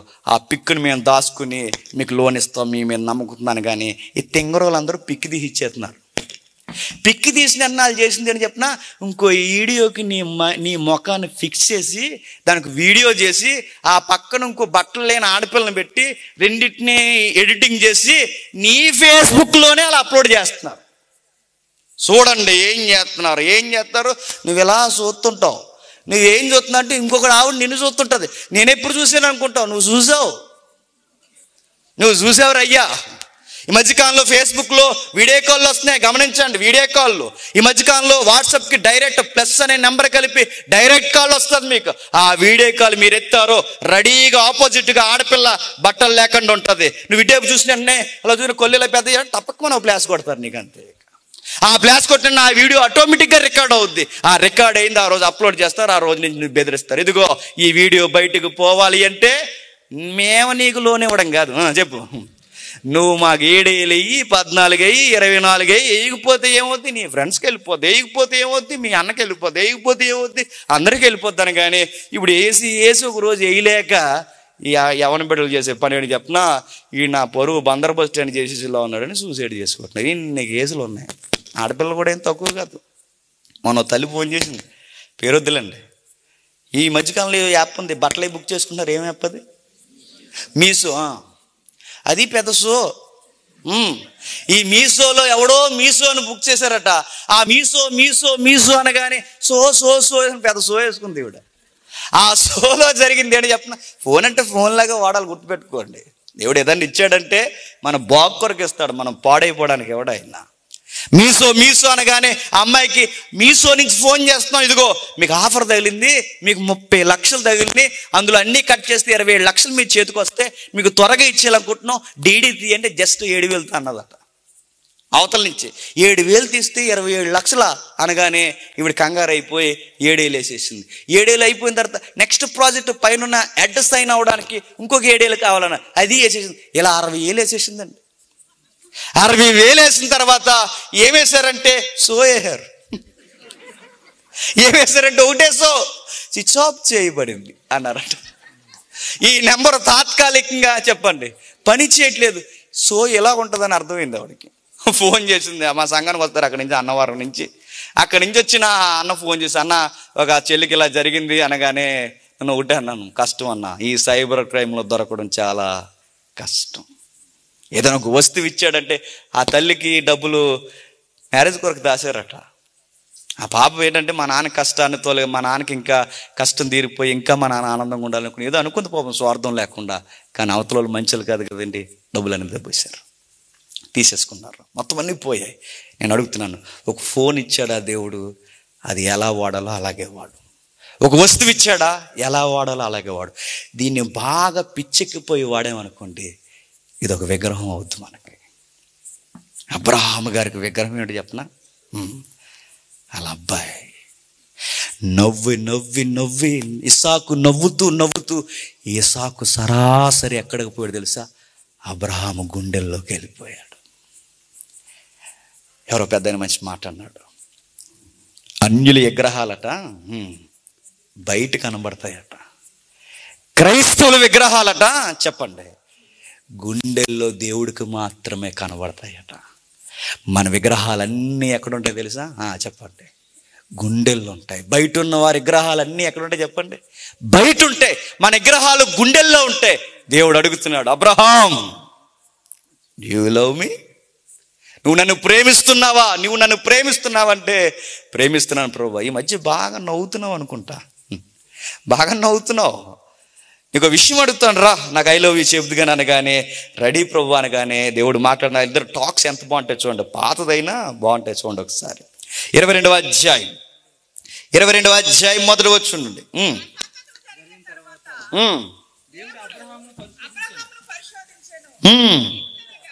అబ్రహామును పరిశోధించను. అబ్రహాముని పరిశోధిస్తున్నాడన్న సంగతి చదువుకుంటున్న మనకు తెలుసు తప్ప చెప్పండి అబ్రహాముకి తెలియదు. అబ్రహామును పరిశోధించను, ఎట్లనగా అబ్రహామా అని పిలువగా అతడు చిత్తము ప్రభు అనెను. చిత్తము ప్రభు అంటే చిత్తము అంటే ఏంటో తెలుసా? నీ ఇష్టమే నా ఇష్టం. నాకంటూ ఏ ఇష్టము లేదు ప్రభు. చిత్తము ప్రభు అంటే అబ్రహాముకి బాగా అలవాటైన పదం ఏంటో చెప్పిన, దేవునికి గుడ్ మార్నింగ్ చెప్పినట్టు చెప్తాడట. ఏంటి? చిత్తం ప్రభువా అని. అబ్రహాము గుడ్ మార్నింగ్ చెప్పినట్టు నోటి మాటగా ఆయన జీవితంలో అలవాటైన పదం ఏంటంటే చిత్తం ప్రభువా, చిత్తం ప్రభువా. అబ్రహాం అనగానే వెంటనే అన్నమాట చిత్తం ప్రభువా. ఓకే, నువ్వు బాగా అంటున్నావు ఈ మధ్య నా చిత్తం ప్రభువా అని. నేను ఒక మాట అడుగుతున్నాను, నిజముగానే చిత్తం ప్రభు అయితే, నిజముగానే నా చిత్తమే నీ చిత్తమైతే, నిజముగానే నా ఇష్టమే నీ ఇష్టమైతే, నా ఆశే నీ ఆశ అయితే నిన్ను ఒక మాట అడుగుతాను, చేస్తావా అన్నాడు. నాకు ఇష్టం ఉందో తీరుస్తావా అన్నాడు. తీరుస్తాను ప్రభువా. అయితే అడుగుతున్నాను, జాగ్రత్తగా నోట్ చేసుకు అన్నాడు, నీకు ఒక్కడై ఉన్న నీ కుమారుడు. ఏంటట? నీకు ఒక్కడై ఉన్న నీ కుమారుని అడుగుతున్నాను. అబ్రహాముకి ఎంతమంది కొడుకులు అబ్రహాముకి తెలుసా తెలియదు? తెలుసు. అబ్రహాముకి ఎంతమంది కొడుకులు ఇచ్చిన దేవునికి తెలుసా తెలియదు? మరి తెలిసిన ఒక్కడే ఉన్న కుమారుని ఏదో ఆధార్ కార్డులో ఏదో నోట్ చేస్తున్నందుకు ఈ పదాలు దేనికి? మన దేవుడితో వచ్చిన గొడవ ఏంటంటే, ఇల్లేసి నొప్పుతుందా అని అడుగుతాడు. ఐ లవ్ యూ చెప్పు అంటాడు ఆయన. ఆయన ఎప్పుడు అడుగుతాడు చెప్పినా, నీకు దెబ్బలు తగిలినప్పుడు ఆ పుండి మీద కారం జల్లి నా వైపు చూడు అని అడుగుతాడు ఆయన. నా వైపు చూడు, నన్ను మాత్రమే చూడు, ఆ నొప్పుని పక్కన పెట్టి అంటాడు ఆయన. లవ్ అంటే ఏంటో చూడండి. ఈ గాలి లవ్ కాదు లవ్ అంటే. బైబిల్లో ఉన్న నిబంధన ప్రేమ ఏంటో, ఆయన కోరే నిబంధన ప్రేమ ఏంటో చూడండి. మన ప్రేమలన్నీ గాలి ప్రేమలు. బైబిల్లో ఉన్న స్వచ్ఛమైన ప్రేమ, ఆయన అడుగుతున్న ప్రేమ చూడండి. నిజముగానే నన్ను ప్రేమిస్తే నాకన్నా ఎక్కువగా నీ కొడుకుని ప్రేమించకూడదు. నీకొక్కడై ఉన్న కుమారుడు అంటే ఈ ఒక్కడే అని ఎందుకు అంటున్నాడంటే, గుర్తెట్టేసుకో అబ్రహాం, గుర్తుపెట్టుకో అబ్రహాం, వీడు పోతే నీకు మరొకడు రెడీగా లేడు. అప్పుడప్పుడు బిడ్డలు చనిపోతే ఒక విషయం గుర్తుపెట్టుకోండి. బిడ్డ చనిపోయాడు అనుకోండి, ఇద్దరు బిడ్డలు ఉన్నారనుకోండి, ఒకడు పోయినా అన్నీ ఆళ్ళు చూసుకుంటాం. ఉన్న ఒక్కడే పోయాడు అనుకోండి, మన గుండెలు తట్టుకోలేదు. ఇందాక అన్న చెప్తా అన్నాడు కదా దావీదుతో మాట్లాడుతూ, అయ్యో నీకు బదులుగా నేను చనిపోతే బాగుంది అన్నాడు. నీకు బదులుగా నేను చనిపోతే, ఇంతమంది కొడుకులున్న దావీదే నీకు బదులుగా నేను చనిపోదామంటే ఇప్పుడు అబ్రహాం ఏమనాలి చెప్పండి? అబ్రహాముకి దావీదులా ఎక్కువ మంది కొడుకులు ఉన్నాడా? ఒక్కగానొక్క కొడుకు. ఇప్పుడు ఆ ఒక్కడు పోతే నెక్స్ట్ ఎవరు లేరు. అందుకే అడుగుతున్నాడు, గుర్తుపెట్టుకొని నేను అడుగుతున్నది, నీ ఒక్కడై ఉన్న నీ కుమారుణ్ణి, నీకు ఒక్కడై ఉన్న కుమారుణ్ణి. దేవుని మధ్యలో ఉన్న మాట అని చెప్పినా, ఆడున్నాడు, ఆడు నీ కొడుకు కాదు. ఎవడు? ఇంకొకడు ఉన్నాడుగా, ఆడి నీ కొడుకు కాదు, ఆడి నీ కొడుకు కాదు అనడానికి నేను చెబుతున్నాను. నీకు ఈడొక్కడే కొడుకు, ఈడొక్కడే కొడుకు. ఈ ఒక్కడే అడుగుతున్నాను, నీవు ప్రేమించు ఇసాకుని. ఏంటట? ఇసాకు నాకు బలిచ్చేస్తే బాగుండంటే బాగుండండి. అవేమి చెప్పకుండా దేవుడు అంటున్న మాట ఏంటో తెలుసా? ఒక్కడే కొడుకు, నువ్వు ప్రేమిస్తున్న కొడుకు, నువ్వు ప్రేమిస్తున్న కొడుకు. నేను అడుగుతున్నాను, మరి కొడుకును ప్రేమించడం తప్పు అంటే, ప్రేమించడం తప్పు కాదు, దేవుని కన్నా ఎక్కువ ప్రేమించడం తప్పు. చాలా మంది తల్లిదండ్రులను చూస్తా ఉంటే, చాలా మందిని లేక పిల్లలు రాక ఏడ్చి దేవుని కొరకు ఏదో ఒక మాట ఇచ్చి నాకు పిల్లల్ని ఇవ్వని అడిగితే, పిల్లలు ఇచ్చిన తర్వాత చేసే పని అని చెప్పిన దెబ్బకు మందిరంలో కనబడరు. ఇంకా అంతే. ఎందుకు పిల్లలు ఇచ్చింది? ఇంకా వెనకేసి పోతావని కాదు. చాలా మంది తల్లిదండ్రులు చూడండి, బతుకంతా ఎవరికి తగలేసారయ్య అంటే పిల్లలు చదువులు, ఇక వాళ్ళకి పోగేయడాలు, వాళ్ళకి చక్కబెట్టాలి, వాళ్ళ పెళ్ళిళ్ళు, వాళ్ళ పెద్ద మనిషి కార్యక్రమాలు, వాళ్ళ పెళ్ళిళ్ళ కార్యక్రమం, వాళ్ళ ముచ్చట్లు. నీ బతుకంతా ఏం చేశాడు? పిల్లలు. మరి దేవుడు లేడు. జీవితాంతం పిల్లలు. చర్చికి రావడానికి అడ్డొస్తే పిల్లలు, ఎక్కడికైనా పోవడానికి పిల్లలు, ఎక్కడైనా ఉండడానికి పిల్లలు, ఇక్కడ కూర్చోడానికి పిల్లలు. పిల్లలు మీకు ఇచ్చింది దేనికి? దేవుడిని మర్చిపోతావని దేవుడు లేదు. గుర్తుపెట్టుకో. నీ బతుకంతా వాళ్ళకి తగలేస్తావని కాదు. దేవుడు కోరుతున్నది ఏంటి తెలుసా? నా వైపు నేను ఇచ్చి బహుమానాలు చూసి బహుమానాలతో నా కొరకు బతుకుతావని. పిల్లలు ఎంతవరకు అంతవరకే, భార్య ఎంతవరకు అంతవరకే. నా స్థానాన్ని ఎవరికైనా ఇచ్చావో నీకు నాకు కమిట్మెంట్ కుదరదు అన్నాడు. నువ్వు నిజముగా నన్ను ప్రేమిస్తే, చిత్తమే అయితే రా, నీ కొడుకునిచ్చే. అబ్రహాం నాణ్యత కలిగిన ప్రేమ కనుకే ఆ కొడుకుని ఇచ్చేయడానికి, ఎస్ నీకన్నా ఎక్కువ కాదు ప్రభువా, మీరు అనండి ఆ మాట, మనం ఎలా చేస్తాం తెలుసా ప్రార్థనలో? అబ్రహాముని దీవించిన ప్రభువా, యాకోబుని దీవించిన ప్రభువా, అలాగే పాడతాం పాటలు కూడా. మనం అబ్రహాము కొడుకుని బలడిగిన దేవా, నా కొడుకుని బలడిగని అడుగుతా రాదు నీ నోటంట మాట, అది రాదు. వేవేల పరిశుద్ధ పరివారంతో వస్తున్న దేవా, ఇదిగో వేవేల నదులంతా విస్తార తైలం వద్దు, 1 కేజీ నూనె. అన్ని దొంగ మాటలు మనం అన్నీ. ఏం ప్రేమ? నీ బోడి ప్రేమ, డొల్లి ప్రేమ, ముసుగు ప్రేమ అంతా నీది. వేవేల పొట్టేలు నీకు పొట్టేలు వద్దు. ఈ ఆదివారం గొర్రెపోతుని అందరు భోజనాలు తింటారు. పొట్టేళ్ళు వద్దు. ఏం చేయాలి? దొంగ ప్రేమ. 100 రూపాయలు ఇస్తే నీ గుండె ఆగిపోద్ది ఈరోజు సందాకి. ఈ సభలో ఏదైనా తక్కువ ఉందా బ్రదర్, ఇది ఉంచండి అని 1 1000 రూపాయలు. ఏం చేయాలి నీకు దేవుడు? ఏం చేయాలి? అంత మాయగాడివి, మాయదానివి. నీకేం చేయాలి దేవుడు? ఆయన ఇస్తే తేరగా అన్నీ కావాలి, ఆయన ఇస్తే అన్నీ కావాలి. ఎన్ని కావాలి? ఎన్ని ఇచ్చేసినా పర్లేదు. ఆ నక్షత్రం భద్రంగా మన ఇంటి ముందు పడిపోయినా పర్లేదు, మనకి ఎన్ని ఇచ్చేసినా పర్లేదు. కానీ దేవునికి ఇవ్వాలంటే ఇవ్వం. ఎందుకంటే మనం ఏమంటాం చెప్పిన, దేవుడు మనం ఇస్తే తీసుకునేంత కాదులేండి. అబ్బా, అన్ని దొంగ మాటలు, దొంగ ప్రేమ. అబ్రహాముకి కొడుకుని ఇచ్చింది ఆయనే, ఆ కొడుకుని అడుగుతున్నది ఆయనే. ఎందుకు అడుగుతున్నారు తెలుసా? నిజముగా నన్ను ప్రేమిస్తున్నావా? పిల్లల పిల్లల పిల్లల పిల్లల పిల్లలని జీవితాంతం వాళ్ళకే చక్కబెట్టానని చెప్తున్నాను. దేవునికి లెక్క చెప్పకపోగా మీ నరకానికి, మీ ఆత్మలకు మీరే ఉత్తరవాదులు. వాళ్ళకి ఎంతవరకు అంతవరకే. పెంచు కాదంటలేదు, చదివించు కాదంటలేదు, వారి బాగును కోరు కాదంటలేదు. కానీ దేవుడిని మర్చిపోయేంతగా వారిని ప్రేమించావా, నీకు తగులుతాయి, వాడికి తగులుతాయి. గుర్తెట్టుకో, ఇద్దరికే పడతాయి. ఆయన ఏం ఊరుకోడు, ఆయన ఇద్దరిని అడుగుతాడు. తండ్రి ప్రేమ నీకిచ్చింది నీవు నా వైపు చూస్తావని, కొడుకు ప్రేమ నీకిచ్చింది మీరు నా వైపు చూస్తారని. మీరు ఒకరినొకరు చూసుకుంటారని కాదు రయ్యా, నా వైపు చూస్తారని, నా రెక్కల చాటునుంటారని, నా మీద అనుకుంటారని. ఏం చేస్తున్నారు మీరు? చాలా మంది చూడండి, చూడండి ఏం చేస్తారయ్యా అంటే, కొడుకు కూతురు, కొడుకు కూతురు, కొడుకు కూతురు 60 ఏళ్ళ వయసులో కూడా చచ్చిపోయే ముందు తాళాలు అక్కడే తీసేసుకోండి అని చెప్తారు. ఇంకా ఆడే తాళాలు అక్కడే ఇది దాచేసాను తీసేసుకున్నాను. దేవుడికి చెప్తాను, తాళమే హెత్త నీకు బయట చూడకండి. నేను గుర్తెట్టుకో, తాళమే నీకు నరకా నుంచి బయట కూడా నీకు అసలు ఇన్ఫర్మేషన్ కూడా ఇవ్వడాయిందా. ఏం చేసావంటే, చచ్చిపోయిన తర్వాత మనం చెప్పేది ఏమంటే చెప్పు, జీవితాంతం 60 ఏళ్ళు బతికావు జేమ్స్. ఏం చేసావంటే, నీ కొడుకు అని తిరిగావు జీవితాంతం, నీ కూతురు అని తిరిగావు జీవితాంతం. వాళ్ళ కొరకు నీ సత్తుమంతా ఖర్చు చేసావు, వాళ్ళ కోసం ఉద్యోగం అంతా చేసావు, వాళ్ళ కోసమే నలిగిపోయి. ఏం చేసావు జేమ్స్? నా కోసం నువ్వేమి చేయలేదు.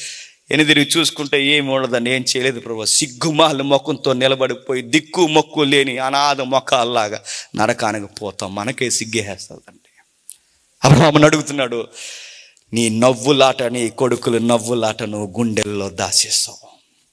అది బయటికి చెప్పట్లేదండి. మన దేవుడు చెప్పడండి, తెలుసుకునేలా పరిస్థితులు కల్పిస్తాడు. ఆయన చెప్పడు, ఆయన చెప్పడు. మనం చెప్పేస్తాం, ఆయన చెప్పడు.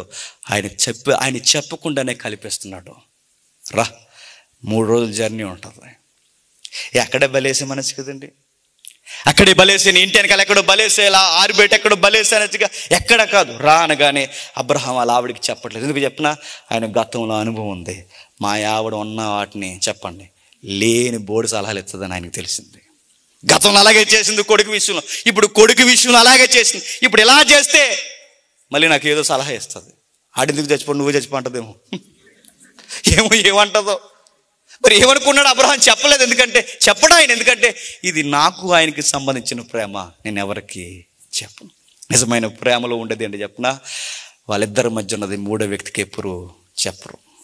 అది భార్య భర్తలైనా, స్నేహితులైనా, ఎవరైనా వాళ్ళ దగ్గర ఆ మెయింటెనెన్స్ అలా ఉంటుంది. వాళ్ళ దగ్గర ఉన్న ఆ పొత్తు, ఆ నిబంధన అలా ఉంటుంది. 3 వ్యక్తుల దగ్గర పంచరు, 3 వ్యక్తుల దగ్గర డౌన్ అవ్వరు, 3 వ్యక్తుల దగ్గర తగ్గించరు. అబ్రహాం చెప్పట్లేదు, సొంత భార్యకి చెప్పలేదు. ఎందుకంటే ఇది ఆయనకి నాకు సంబంధం. వెళ్ళిపోయాడు. 3 రోజులు నేను అనుకుంటానండి, 3 రోజులు ఎందుకు పెట్టాడంటే, ఆ 3 రోజులతో చాలా పని ఉందిలే అన్నాడు. 3 రోజులు ఎందుకు పెట్టాడు? ఆ 3 రోజులతో చాలా పని ఉంది. 3వ రోజే మరియు పర్వతం ఎందుకు పెట్టాడంటే, ఆ పర్వతంతో కూడా చాలా పని ఉంది. ఈ 3 రోజులు ఏంటి, ఆ బలిపేట ఏంటి, ఆ పర్వతం ఏంటి, చాలా పనులు ఉన్నాయి. చెప్పించే వెళ్ళిపోతున్నాడు. ఆ వెళ్ళిపోతూ ఉండగా 3 రోజులు అంటే 3 రాత్రులు 3 పగళ్ళు. 3 రాత్రులు 3 పగళ్ళు ఇస్సాకు పక్కన నడుస్తున్నారు. ఇంకెవరు లేరండి, వాళ్ళు దూరంగా నడుస్తున్నారు. ఇస్సాకు పక్కన నడుస్తున్నప్పుడు, ఇస్సాకు వైపు అలా పక్కన నడుస్తున్నప్పుడు చూస్తూ ఉంటాడు చెప్పండి. అసలు ఇసాకుని చూస్తేనే నవ్వు, ఇసాకుని చూస్తేనే మురిసిపోతాం. అప్పుడు చూడండి మన పిల్లల్ని తెగ చూసి మురిసిపోతుంటాం. మనం పులిబిడ్డ అంటాం. మనం నువ్వు పెద్ద పులివి, ఆడో పులి, ఇంక ఈ పుల్లు కలిసి మా ఊరిని తినేస్తాయి ఇంక అంతే. ఆ పులిని చూసి మర్చిపోతాం, పులిబిడ్డ అంటాం. అబ్రహాం గారికి కూడా అలాంటి ముచ్చట్లు ఉండుంటాయంటే, ఈ డైలాగులు లేకపోయినా ముచ్చట్లు ఉంటాయి. నా బిడ్డ అని. ఆ బిడ్డ అలా పక్కన నడుస్తున్నప్పుడు ఎన్నోసార్లు చూసి నవ్వుకునేవాడు, మనసులో మురిసిపోయేవాడు. ఈ 3 రోజుల్లో మాత్రం ఆ ముఖంలో నవ్వు లేదు. ఎందుకంటే నా నవ్వు, నా జీవితంలో ఉన్న నవ్వు, నా కదిలే నవ్వు 3 రోజుల తర్వాత ఆగిపోతుంది. పక్కన ఇస్సాకు నడుస్తున్నప్పుడు అబ్రహాము ఎలా నడుచుంటాడు చెప్పండి? చూస్తూ, బాధపడుతూ, చూస్తూ, ఇంకా 3 రోజుల్లో నా చేతితో నేనే చంపేస్తాను అని ఎలా ఉంటుంది చెప్పనా? నీ కొడుకు కూతురు, లేదా మీ అన్నయ్యో మీ నాన్నో, లేదా ఎవరో ఒకరు హాస్పిటల్లో జాయిన్ అయిన తర్వాత డాక్టర్ చెప్పేస్తారు ఈయన వారం కన్నా ఎక్కువ బతకడంటే, అప్పటి వరకు మీరు చూసిన చూపు వేరు, ఆ రోజు నుంచి ఆ గుండెల్లో మాట దాచుకుని మీరు చూసే చూపు వేరు. ఎందుకంటే ఇక వాళ్ళు ఉండరని మీకు అర్థమవుతుంది. ఇప్పుడు బాధ ఎలా ఉంటుంది చెప్పనా? ఏదన్నా మనకు జరిగిపోయింది అనుకోండి, పెద్ద ఏం ఉండదు. మన ఇంట్లోకి ఏదైనా జరిగిపోయిందంటే బాధ ఎక్కువైపోతుంది. మనకి బాధ అక్కడ భరించలేము మనం. అబ్రహాము కూడా చూడండి, తనకు అయిపోయినా పర్లేదు, సాక్షాత్తు కొడుకు అవుతుంది. ఆ కొడుక్కి ఇక 3 రోజుల్లో వెళ్ళిపోతాడు. ఆ 3 రోజుల్లో వెళ్ళిపోతున్నప్పుడు నడుస్తున్నాడే కానీ ఎదరకన్నా అబ్రహాం ఎక్కువ ఎవరైపు చూసుంటాడు చెప్పండి? ఆ రాళ్ళు తన్నేసుకుంటున్నా, ఆ గొరుకు రాళ్ళు తగిలేస్తున్నా అబ్రహాం తన్నుకుంటూ, తూలుతూ ఎవరేపు చూస్తూ ఉండాలి చెప్పండి? ఇస్సాకు వైపు. ఎందుకంటే నా కొడుకు వెళ్ళిపోతున్నాడు. ఎవడైనా కార్డియాలజిస్ట్ ఉంటే, ఎవడైనా గుండె వేగాన్ని కొలిసే వైద్యుడు ఉంటే, ఆ రోజు అబ్రహాము గుండెల మీద స్టెతస్కోప్ పెట్టి చెవిలో పెట్టుకుంటే అబ్రహాము గుండె తాకిడికి మన గుండె వేగం పెరుగుతుంది. ఎందుకంటే తన కొడుకు కోసం ఆ గుండె కొట్టుకుంటుంది. ఆయన గుండె వేగం పెరిగింది, ఆ గుండె వేగం పెరిగింది. ఆ వేగం పెరుగుతుండగా రాత్రులు కూడా గడుస్తున్నాయి. 3 రోజులు రాత్రి అబ్రహాం నిద్రపోయి ఉంటాడు చెప్పండి? నిద్రపోవడం. ఎందుకంటే ఈ మనసుకు ఒక విధానం ఉంటుంది. ఎక్కువ బాధ ఉన్న నిద్ర రాదు చెప్పండి, ఎక్కువ సంతోషం ఉన్న నిద్ర రాదు. అబ్రహాముకి ఆ 3 రోజులు నిద్ర వచ్చి ఉంటుందంటే నిద్ర రాదు, ఎక్కువ సంతోషం ఉన్న నిద్ర రాదు. అందుకే మీరు చూడండి, ఎప్పుడైనా రేపు పండుగ అనుకోండి, ఈ రోజు నిద్ర రాదు మనకి. అదే సంతోషం ఉంటే నిద్ర రాదు మనకి. రేపు ఊరు వెళ్తాం అనుకోండి, ఈ రోజు నుంచి నిద్ర ఉండదు మనకి. రేపు ఢిల్లీ వెళ్తున్నాం అనుకోండి, ఈ రోజు నుంచి నిద్ర ఎవరు నిద్రనేమో మనం. రేపు భోగిమంట వస్తుందంటే ఈ రోజు నిద్ర కాదు మనం. అందుకే సంతోషం ఉంటే నిద్ర రాదు. అలా అని ఏ ఎగ్జామ్స్ ఉన్నాయి అనుకోండి, భయం ఎక్కువైపోయినా నిద్ర రాదు. ఏ బాధ ఎక్కువైపోయినా, గుండె కాదు ఒక జబ్బు అది, బాధ ఎక్కువనా నిద్ర రాదు, సంతోషం ఎక్కువ నిద్ర. అందుకే దేవుడు కూడా అన్నీ ఎక్కువ ఇవ్వడం. ఎందుకంటే నిద్ర అవ్వవు నువ్వు. నీకు ఎందుకు ఎక్కువ ఏమి ఇవ్వడంటే అన్నీ ఇవ్వకూడదు, నీ ఆరోగ్యానికి మంచిది కాదు, నీ హెల్త్ పాడైపోద్ది. ఎంతవరకు ఇవ్వాలో అంతవరకే ఇస్తాడు ఆయన. అబ్రహాంకి కొంచెం పెయిన్ ఎక్కువ ఇచ్చాడు. ఎందుకంటే నెక్స్ట్ ఉంది ఆయనకి బంపర్ ఆఫర్. వెళ్ళిపోతున్నాడు. 3 రోజులు నిద్రపోయాడంటే నిద్రపోలేదు. వెళ్ళిపోయిన తర్వాత ఆగు, ఆ మోరియా పర్వతం మీదకి వెళ్ళిపోయాడు. కొడుకుతూనే కట్లు మోయించాడు. ఎందుకంటే కట్లు మోసేంత ఓపిక కూడా ఆ వయసు కూడా లేదు. చూడండి ఎంత బాధ చూడండి ఆ ముసలోడికి.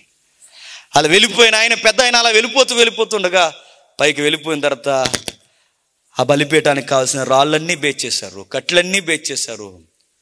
కొడుకు చూస్తూ ఉండగా కట్టెలతో ఆ కట్టెలు బేర్చిన తర్వాత అబ్బాయిని కట్టేసి తన నేత్రాలకి కట్టేసేసాడట. ఇస్సాకు ఏమంటలేదు, ఈ అబ్బాయి చాలా మంచోడు అండి, ఇలా కొడుకులు ఉండాలి. ఫోన్ కొనకపోతే కాలేజీకి వెళ్ళను, బ్యాగ్ కొనకపోతే కాలేజీకి వెళ్ళను, సిరిగిపోయిన జీన్ కొనకపోతే కాలేజీకి వెళ్ళను అనే రకంగా అది. మనం ఆ రకం. మనం ఏదో వాళ్ళ కోసం ఏదో మనం చదువుతున్నట్టు మనం బిల్డప్. చదవకపోతే ఎవడపోతాడు? నువ్వే గేదె వెనకాల పోతావు అంతే. చదవకపోతే ఎవడపోతాడు? నువ్వే పోతావు. ఏదో మీ నాన్న బెదిరింత పెట్టి చదవకపోతే పోతావు. నేను వెళ్ళను రేపు కాలేజీకి, వెళ్ళకో, గొడవలెట్టుకు వచ్చే రేపు. వెళ్ళకపోతే ఏమవుద్ది? మొత్తం గిరికెత్తాయి అన్నీ. చేలోకి వెళ్తే ఏమవుద్ది? ఎర్రగా అయిపోతాం చూడండి. కాలేజీకి వెళ్ళండి, అప్పుడప్పుడు చేలో తీసుకోవాలండి, దెబ్బ కాలేజీ మాట. ఇంకా అందుకే అప్పుడు మధ్యతరగతి తండ్రులు అప్పుడప్పుడు చేలోకి తీసుకెళ్తుంటారు సెలవులు. అప్పుడు ఎందుకనుకో తెలిసి రావాలి ఇంటికి, ఆకుమడికి చెప్పండి, పనకొట్టుకి, కుప్ప వేయడానికి. ఎందుకంటే వరిశీలలోకి వెళ్తే అన్నీ లైన్ అయిపోతాయి.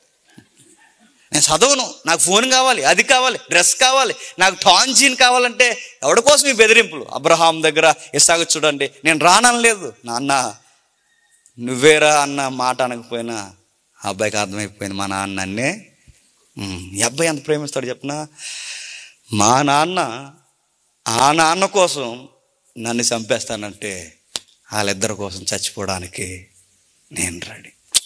గ్రేట్ సన్ అండి ఆయన.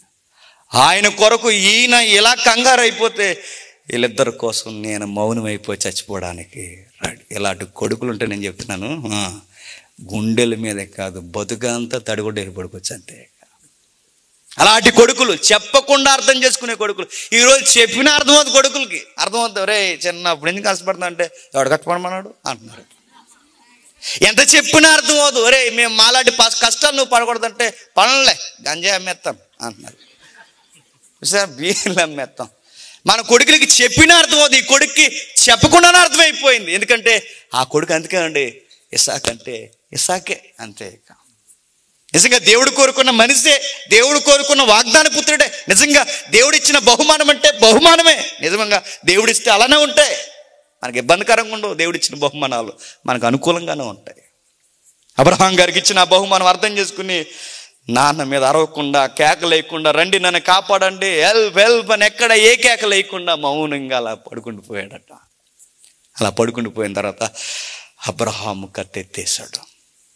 మీరు ఊహించండి ఆ రోజు ఆ బీపీ లెవెల్స్ ఎలా ఉంటాయి, మీకు ఎలా చెప్పాలి నాకు అర్థం అవ్వట్లేదు. ఆ బీపీ లెవెల్స్ ఎలా ఉంటాయో ఒకసారి మీరు అర్థం చేసుకోండి. మీ కొడుకు లేదా మీ కూతురు నిన్ను ప్రేమించిన వారే ఇలా నీ చేతుల్లోనే అలా చచ్చిపోరు అనుకోండి, ఆ సీన్ మర్చిపోం మనం. జ్వరం వచ్చేది సాయంత్రానికి మనకి, మర్చిపోం మనం. మన తాతయ్యో నాన్నమ్మే మేము ఎలా చూస్తుండగా మన కళ్ళేపు చూసి అలా చచ్చిపోయారు అనుకోండి, మనం బతకలేమండి. మనం అది జీవితాంతం గుర్తుండిపోద్ది మనకి.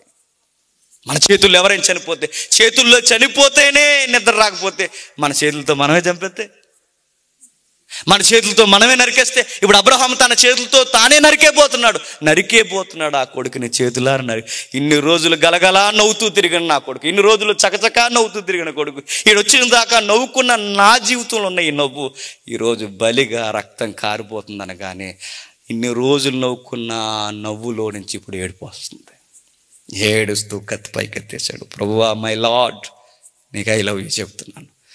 నేను నిన్ను ప్రేమిస్తున్నాను, నేను నిన్ను ప్రేమిస్తున్నాను. ఈడెక్కడున్నాడో నాకు తెలియదు, ఈడే నీకు కావాలనుకుంటే నీకు రిప్లై ఇస్తున్నాను. లవ్ యూ ప్రభువా. నువ్వు నన్ను ప్రేమిస్తున్నావు అబ్రహాం అంటే నేను ప్రేమిస్తున్నాను ప్రభువా. ఇదిగో నా గుండెల్లో ఉన్న ఇస్సాకుని ఇచ్చేస్తున్నాను. నిజంగా ఆశ్చర్యకరమైన మాట అని చెప్పిన, ఎన్నోసార్లు చదివిన మాట అండి. 10వ వచనం. అప్పుడు అబ్రహాము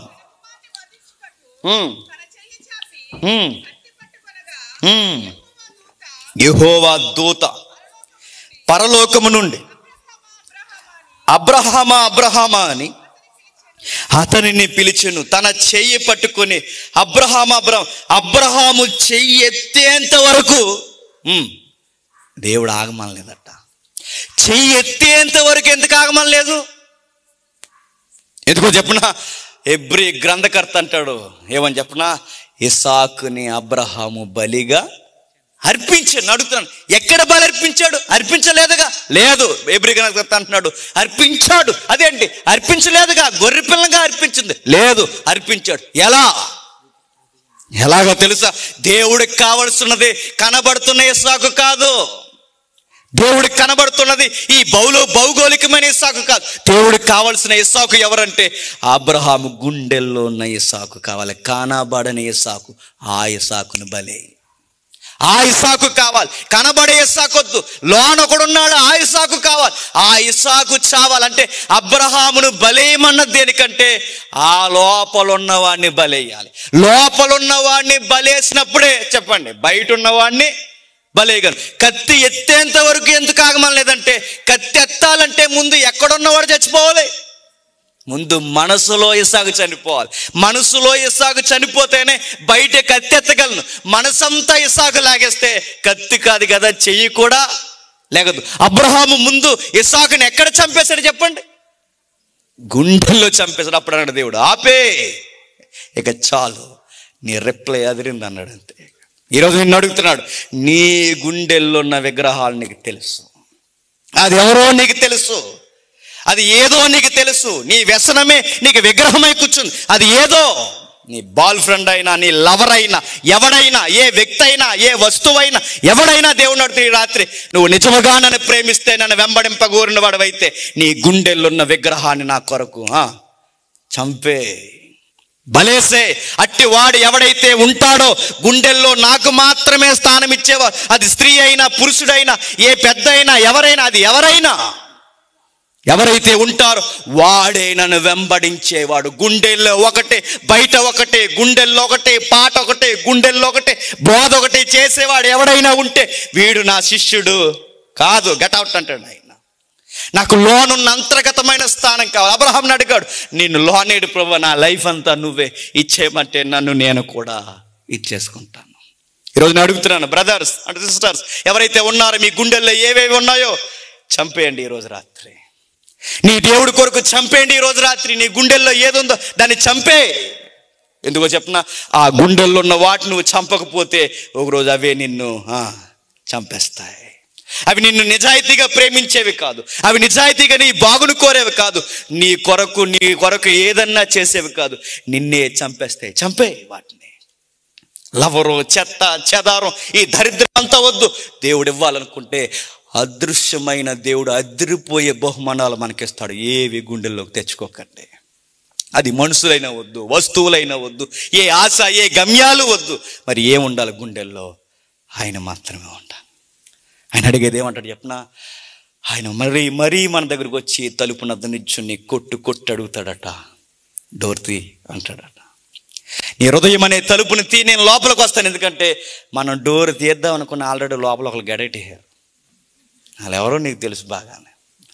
వాళ్ళు నువ్వు వదిలించుకుందామన్నా వాళ్ళు నిన్ను వదలరు. వాళ్ళని బాగా కూర్చోబెట్టావు లోపల నువ్వు. వాళ్ళు వదలరు. వాళ్ళ లోపల గడెట్టేశారు. ప్రభు మాట అంటే గౌరవం ఉండదు వాళ్ళకి, ప్రభు అంటే లెక్క ఉండదు వాళ్ళకి, ప్రభు అంటే ఏముండదు వాళ్ళకి. ప్రభుతో ఉంటానంటే నీకు వాళ్ళకి పడదు.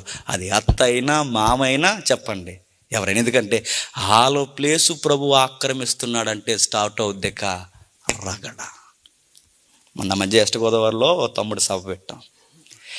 ఈ మాటలు విన్న తర్వాతట ఆయనకు లవర్ ఉందట. ఆ తమ్ముడు పేరు చెప్పాలండి. ఆ లవర్ ఉంటూ కూడా నేను ఎప్పుడో పాత మెసేజ్లో ఒక సవాల్ ఇస్తున్నాను. నువ్వు నిజముగా దేవుని ప్రేమించేవాడు అయితే ఈ లౌకికమైన వ్యక్తులు నీ గుండెల్లో ఎవరైనా ఉంటే, నీకు దమ్ముంటే నీ లవర్ను వదిలేసి వచ్చే అన్నాను నేను. ఆ మాట ఆ అబ్బాయికి తగిలింది బాగా. ఎక్కడ ఉండుంటాడులేండి. వచ్చాడట. ఎవరని అడగండి.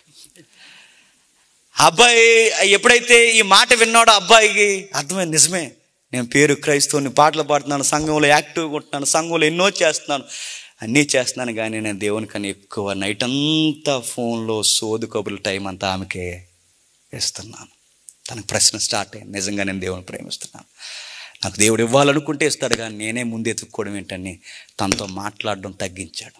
ఎప్పుడైతే తగ్గించాడో, బైబిల్ చదవడం స్టార్ట్ చేశాడు, ఎప్పుడైతే ప్రార్థనలు ఎక్కువ ఉన్నాడో, అవతల నుంచి అపోజిషన్ అవడం అందట నేను ఎక్కువ దేవుడు ఎక్కువ అని. చూసారా, స్టార్ట్ అయిపోతుంది. నేను ఎక్కువ దేవుడు ఎక్కువ అనగానే ఆ అబ్బాయి మౌనంలో ఒకటి అన్నాడు, నువ్వు దేవుళ్ళో నాతో పాటు ఉంటేనే నాకు నీకన్నా దేవుడు ఎక్కువేమీ, నీకన్నా నాకు దేవుడి కన్నా నువ్వు ఎక్కువేమీ కాదు. ఆ దెబ్బతో గుడ్ బై చెప్పి వెళ్ళిపోయింది. ఆయనకు శుభం జరిగింది. గుడ్ బై చెప్పి వెళ్ళిపోయింది. ఎందుకంటే దేవుడు ఉన్న దగ్గర లౌకికమైన వ్యక్తులు ఉండరు, లౌకికమైన వ్యక్తులు ఉన్న దగ్గర దేవుడు ఉండరు. దేవుడు అడుగుతుంటే నీ గుండెల్లో ఎవరున్నారు, నీ గుండెల్లో ఎవరున్నారు, రా నా కొరకు ఇచ్చే. కొడుకునే ఇచ్చేమన్నవాడు నీకేమైనా ఈ దొంగ ఏమైనా ఉంటే, దోబూచులాడేవి ఏమైనా ఉంటే అవి కూడా బలేమండు. ఇచ్చేమన్నంటే ఆయన తీసుకెళ్ళి గూడ్లు ఎట్టాడు చెప్పండి, బలేసేమన్నాడు. బలి అంటే ఇక ఉండడానికి వీల్లేదు, బలేసాడు. కొడుకుని బలేసేసాడు, భార్యను పక్కన పెట్టాడు. దేవుని కొరకు ఆ వృద్ధుడు చెప్పండి నలిగిపోయాడు. అంత ఎందుకు చెప్తున్నాను తెలుసా, తనను వెంబడింపగోరని వాడు తనకన్నా ఎక్కువగా కొడుకుని కానీ, కూతుర్ని కానీ, తల్లిని కానీ, తండ్రిని కానీ ప్రేమించడానికి వీల్లేదు. ఆ లిస్ట్లో నిన్ను వెంబడించే స్థానంలో నేను కూడా ఉన్నాను ప్రభు అని ధైర్యంగా వెలుగెత్తి రిప్లై ఇచ్చే వ్యక్తిలోకి ఆయన ఉన్నాడు. ఎవరు చెప్పండి, అబ్రహాము గారు ఆ కొలతకి చనిపోయాడు. మనం ఉన్నామా చెప్పండి. ఎందుకమ్మా ఈ మధ్య సంఘానికి రావట్లేదని అడిగితే ఆవిడ అన్నదట, బాగా చిన్నోడండి, ఏడిసేస్తున్నాడు అన్నదట. ఆ తర్వాత ఇంటికి రావట్లేదమ్మా అంటే బాబు స్కూల్కి వెళ్తున్నాడండి అందుకే రాలేకపోతున్నాం అన్నదట. మరలా పాస్టర్ గారు అడిగారు, ఎందుకు రావట్లేదమ్మా అంటే బాబు సాయంత్రం వచ్చేసరికి లేట్ అయిపోయిందండి, స్నాక్స్ వండుతున్నామండి అందట. ఇదమ్మా రావట్లేదంటే బాబుకి క్యారేజ్ వండుతున్నామండి. బాబు బాబు బాబు బాబు బాబు బాబే, ఇంకా జీవితాంతం బాబే. అప్పుడు దేవుడు ఎప్పుడైతే నీకు అన్ని చేసిన తర్వాత అప్పుడు దేవుడు అంటాడు, అనవసరంగా నీకు బాబుని ఇచ్చాను. ఏదన్నా ఉద్యోగం ఇచ్చాడు అనుకోండి, ఎందుకు రావట్లేదు బ్రదర్ అంటే ఉద్యోగం బ్రదరు. ఎందుకు రావట్లేదు బ్రదర్? టైంకి ఉండాలి బ్రదర్. ఎందుకు రావట్లేదు బ్రదర్? మా బాస్ పంపించలేదు బ్రదర్. ఎందుకు రావట్లేదు బ్రదర్? ఉద్యోగంలో ఖాళీ ఉండలేదు బ్రదర్. ఎందుకు రావట్లేదు? ఉద్యోగం ఉద్యోగం ఉద్యోగం. దేవుడు అంటాడు, రే నీకు ఉద్యోగం అనవసరంగా ఇచ్చాను. ఏదైనా మీరు చూడండి, ఏ కారణాలైనా ఏదో కారణం చెబుతాం. ఎందుకు రావట్లేదమ్మా సంఘానికైనా దైవజనుడు అడిగితే మా ఆయనండి వెళ్ళనివ్వట్లేదండి, మా ఆయనండి వెళ్ళనివ్వట్లేదు, మా ఆయన మా ఆయన మా ఆయన అని చెప్తారు. అప్పుడు దేవుడు అంటాడు, మీ ఆయనేగా అడ్డు, కంగారు పడకని చెప్తాడు. ఖాళీ అయిపోతాం ఇంకంతే. మనం అంకలు చెప్తాం, అన్ని వంకలు చెప్తాం, కానీ దేవుని చెప్తే ఊరుకుంటాడా? దేవుడికి నాణ్యత. మరి ఇలా అయితే గొడవలు అయిపోతాయి అంటే ఆయన ముందే చెప్పాడు, నాకు ఇంపార్టెంట్ ఇస్తే మీ ఇంట్లో గొడవలు అయిపోతాయి అంతే. అలా అయితేనేనరా, అలా అయితేనేరా. నువ్వు ఎక్కడికి, నీకు పిచ్చా దేవుడి దగ్గరికి వెళ్తా అంటే అవును. ఆయన అంటే నాకు పిచ్చి. ఎంత పిచ్చి? చచ్చిపోయి అంత పిచ్చి ఆయన కొరకు. నాకన్నా ఎక్కువగా అన్న తర్వాత రెండో మాట మాట్లాడిన మాట ఏంటంటే తనను తాను ఉపేక్షించుకోవాలి. ఇది మరీ కఠినంగా ఉంటుందండి. మన పక్కోళ్ళని ఇచ్చేయడం, మన ఇష్టపడిన వాళ్ళని ఇచ్చేయడం ఒక ఎత్తు అయితే చెప్పండి, చివరికి మనల్ని మనం ఇచ్చేయాలంటే, మనల్ని మనం ఇచ్చేసుకోవడం అంటే మన ఆహాన్ని మన అన్నిటినీ మనం ఇచ్చేయాలంట. వాళ్ళు ఇచ్చేసిన ఆయన ఉన్నాడంటే ఉన్నాడు, ముగించేస్తాను. ఇక ఈ లేట్ అంతా మీదో ఎవరిదో మొత్తం మీద తెలియదు. దేవుడు ఇచ్చిన సమయం మీద ఇది లేట్ కదా అంతే. ఇక వెళ్ళిపోదాం, ఎందుకంటే రేపు ఇందులో ఎంతమంది బతుకుంటారో తెలియదు. నేను ఉండటం లేదు కూడా తెలియదు నాకు. నెక్స్ట్ బర్త్డే ఉంటుంది లేదు కూడా మనకు తెలియదు. మనం వినేసి వెళ్ళిపోదాం 4 ముక్కలు. ఎందుకంటే రాత్రి అరగంట నిద్ర అవడం వలన, జేమ్స్ అనే ప్రసంగికుడి వలన తెల్లారిసరికి 4 చచ్చిపోయిన వార్తలు ఏం రాదు. నిద్రలేక చచ్చిపోరు. వెళ్ళిపోతాం. మీకు ఒక రోజు నిద్ర లేదేమో. ఇక్కడ ఉన్న సేవకులు ఎవరు టయానికి పడుకోరు చూడండి. కావాలంటే వాళ్ళకి రాత్రులు నిద్రలు ఉండవు. ఎప్పుడు టయానికి పడుకోరు. మీరు 8 గంటలు పడుకుంటారు కరెక్ట్ టయానికి. 8 గంటలు 9 గంటలు పడుకుంటారు. పాస్టర్లు ఎవరైనా చూడండి, వాళ్ళు గట్టిగా పడుకుంటే 3 గంటలు 4 గంటలు పడుకుంటారు అంతే. నిద్రలో ఉండరు. మీరు అనుకుంటారు వాళ్ళకి 8 అంటే అనుకోండి, వాళ్ళకి 8 ఉండదు. వాళ్ళకి 8 ఉండదు వాళ్ళకి. వెళ్ళిపోతాం. మీకు ఈరోజే సభ, మాకు రోజు సభ, అందుకే వెళ్ళిపోతాం. బైబిల్ అలాంటి వారు, తనను తాను ఇచ్చుకున్న వారు ఉన్నారంటే ఉన్నారు. ఎవరున్నారో తెలుసా?